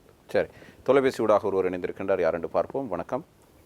ஹலோ, ஜலீல் கதைக்கிறேன் கல்முனையிலிருந்து. சரி, சுருக்கமாக உங்களுடைய கேள்வி கேளுங்கள். சகோதரர் ஹரிஷ் அவர்கள் சொன்னார்கள் இந்த கல்முனை அபிவிருத்தி செஞ்சேன்னு சொல்லி இன்னும் ரோட்டுகள் இதுவரைக்கும் போடாம இருக்கின்றது. சரி, மற்றது கல்முனை மார்க்கெட் வந்து அபிவிருத்தி செய்யல, டொய்லெட் இல்ல, பஸ் ஸ்டாண்டுக்குள்ள டொய்லெட் இல்ல, அபிவிருத்தி செஞ்சேன்னு சொல்றாங்க. சரி, நன்றி நன்றி நன்றி நன்றி. இப்போ இந்த ரோடுங்கிற விஷயம் தான் ஏற்கனவே பதிலளிச்சேன். ரோட் முழுமையாக போட்டேன்னு நான் சொல்லலை. நான் சொன்னேன் இது மாதிரில விட பஞ்சத்தனத்தால் எங்களுக்கு இருந்தாலும் நான் அது கடைசி பல முயற்சியில் எடுத்து சில வீதிகள், பிரதானமாக பல வீதிகளை அங்கே இருக்கின்ற மக்களுக்கு தெரியும் போடப்பட்டிருக்கின்றன. சில வீதிகள் உதாரணமாக சில வீதிகள் தேங்கி பிரதானமாக காசிம் வீதி, ஊத்துமடு வீதி, நியூ ரோட் போன்ற சில வீதிகள் இருக்கின்றன. இன்ஷா அல்லாஹ் அதனை அலியார் ரோட்டு கேட்க நிதிகள் வந்துவிட்டது. அதை நாங்கள் இன்ஷா அல்லாஹ் அந்த தேர்தலில் முடிந்த கையோடு செய்வோம் என்று கூறுகிறேன். மாகாண சபை அமைச்சர் மன்சூர் அவர்களே, உங்களுடைய கட்சியினுடைய முக்கியமான 2 பேர் குறிப்பாக சாய்ந்தமருது உள்ளூராட்சி மன்ற பிரச்சனையை காரணமாக வைத்து அதனை ஒரு அரசியல் சாட்டாக வைத்து இப்பொழுது அகில இலங்கை மக்கள் காங்கிரஸில் இணைந்திருக்கின்றார்கள். இவர்களுடைய இணைவும் இப்பொழுது ஒரு மாற்றம் வேண்டும் என்று திகாமடுலை மாவட்ட மக்கள் விரும்புவதாக அந்த கட்சி கூறுகின்ற விடயத்தை வைத்து பார்க்கின்ற பொழுது இந்த தேர்தலில் உங்களுக்கு பாதகம் ஏற்படும் என்று நீங்கள் நினைக்கவில்லையா? நிச்சயமாக இல்லை. ஏனென்றால் அம்பாறை மாவட்டத்தை பொறுத்தவரையிலே அம்பாறை மாவட்ட முஸ்லீம்கள் அரசியல் ரீதியாக மிக தாராளமான அறிவை பெற்றிருக்கிறார்கள். அவர்களுக்கு தெரியும் இந்த மயிலினுடைய வருகை, ரிஷாட் பதிலுடைய வருகை என்பது ஒரு புறம் மஹிந்தையுடைய கரத்தை பலப்படுத்துகின்ற முயற்சி என்பதை எல்லோரும் விளங்கியிருக்கிறார்கள். ஏனென்றால் அம்பாறை மாவட்டத்திலே ஐக்கிய தேசிய கட்சியோடு இணைந்து நாங்கள் ஐக்கிய தேசிய முன்னணியிலே 3 முஸ்லீம்களை நிறுத்தியமையை முழு மாவட்டத்தை வெல்ல வேண்டும் என்பதற்காக. அந்த முஸ்லீம்கள் ஐக்கிய தேசிய கட்சியை நோக்கி வருகின்ற வாக்கை தடுத்து அதனை மயிலுக்கு விழச் செய்வதென்பது அம்பாறை மாவட்டத்தை ஐக்கிய மக்கள் முன்னணி வெற்றிலைக்கு வெற்றிலை சின்னத்துக்குரியவர்களை மாவட்டத்தை வெல்லச் செய்கின்ற ஒரு முயற்சி என்பதை மிகச் சரியாக வழங்கியிருக்கிறார்கள். ஆகவே மக்களுடைய ஒட்டுமொத்த சமூகம் சார்ந்த ஒரு தாக்கத்தை ஏற்படுத்தப்பட்டாலும் பரவாயில்லை, நாங்கள் ஜமீலுக்கு பின்னால் போவோம் அல்லது மீரா சாபிக்கு பின்னால் போவோம் என்று யாரும் போவதற்கு இல்லை. இது அவ்வாறு நிறைய பேர் போய் தோற்று போயிருக்கிறார்கள். இந்த கட்சிக்கு இருக்கிற மரியாதை தான். நீங்கள் ஏற்கனவே கூறியது போன்று வேட்பாளர்களே இல்லாத ஊர்கள் இருக்கின்றன. அத்தனை ஊரும் தேசிய ரீதியாக முஸ்லீம்களுடைய இருப்பை தக்க வைக்க வேண்டும் என்பதற்காக, தேசிய ரீதியாக முஸ்லீம் காங்கிரஸுடைய பெரும் சக்தியை உறுதிப்படுத்த வேண்டும் என்பதற்காக தலைவருடைய கட்டளை பிரகாரம் எந்த ஒரு வேட்பாளரும் இல்லாத ஊர்கள் தான் தற்போது ஏறக்குறைய 90-95% திரண்டிருக்கிறார்கள். எந்த சந்தேகமும் இல்லை. அவ்வாறான ஒரு அரசியல் கலாச்சாரத்தை இந்த முஸ்லீம் நிரூபித்திருக்கிறது. ஆகவே அது ஒரு பொருட்டல்ல. அதை கடந்த சாய்ந்தமல்லில் இடம்பெற்ற கூட்டத்திலே நிரூபிக்கப்பட்டிருக்கிறது. அதே நேரத்தில் ஃபைசால் காசிம் அவர்களே, உங்களுடைய கட்சியினுடைய தலைவர் அமைச்சர் ரவுஃப் ஹக்கீம் அவர்கள் அட்டாளைச்சேனைக்கு ஒரு தேசிய பட்டியல் எம்பி கொடுப்பதாக வாக்குறுதி அளித்திருக்கின்றார். அவ்வாறு ஏற்கனவே மசூர் சினலபைக்கும் வழங்கப்பட்டது. கடைசி வரை அவர் உயிருடன் இருக்கும் காலம் வரை அவருக்கு அதனை பெற்றுக்கொள்ள முடியவில்லை. அவ்வாறு ஒரு நிலைமை மீண்டும் அட்டாளைச்சேனைக்கு ஏற்படுமா, இல்லை நிச்சயமாக வழங்குவதற்கான தீர்மானம் இருக்கிறது?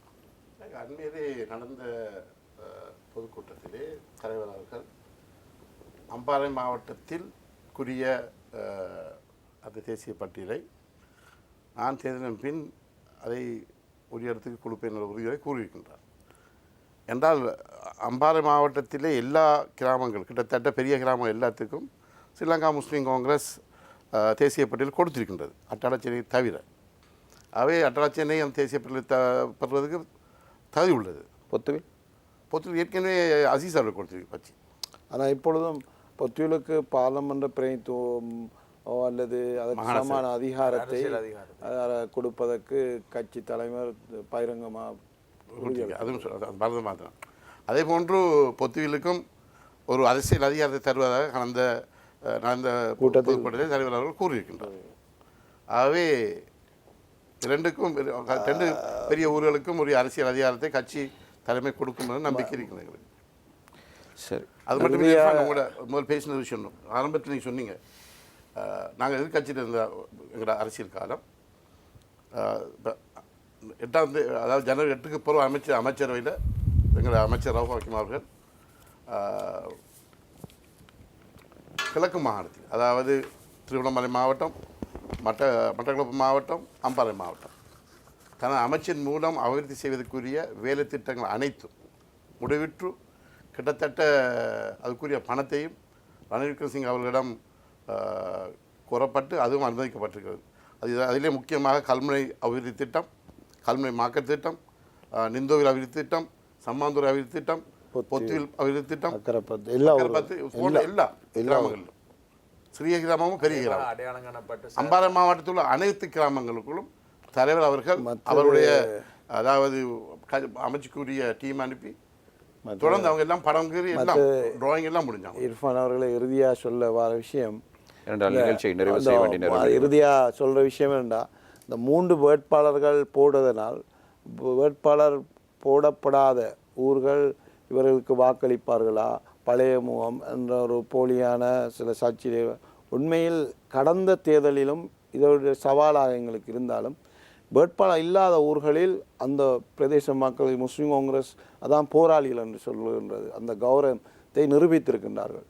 கிட்டத்தட்ட ஏனைய பிரதேசங்கள் இந்த முறை நிரூபித்தால் அவர்களுடைய நம்பிக்கை இனிமேலாவது காப்பாற்றுவீர்கள்? நிச்சயமாக காப்பாற்றுவோம். அவர் எங்களோட பிரதேசங்களை விட அந்த மக்களுக்கு நாங்கள் அந்த மக்களுக்காகவே வேலை செய்ய வேண்டிய ஒரு கடமையும் பொறுப்பு எங்களுக்கு இருக்குது. ஏன்னா அந்த ஊரில் அவர்களுடைய வேட்பாளர் இருக்கத்தக்கதாக வேறு கட்சி எங்களை நம்பி போடுகின்றவர்களை எவ்வாறு நன்றி மறக்க முடியும்? சௌர இர்ஃபான் அவர்களே, எவ்வாறு நாங்கள் நன்றி மறக்க முடியும்? அவர்களுக்காக நாங்கள் என்ன செருப்பு ஒரு பழமொழி இருக்குது, அந்த அடிப்படை செய்யப்பட வேண்டிய கடமை எங்களுக்கு இருக்கின்றது.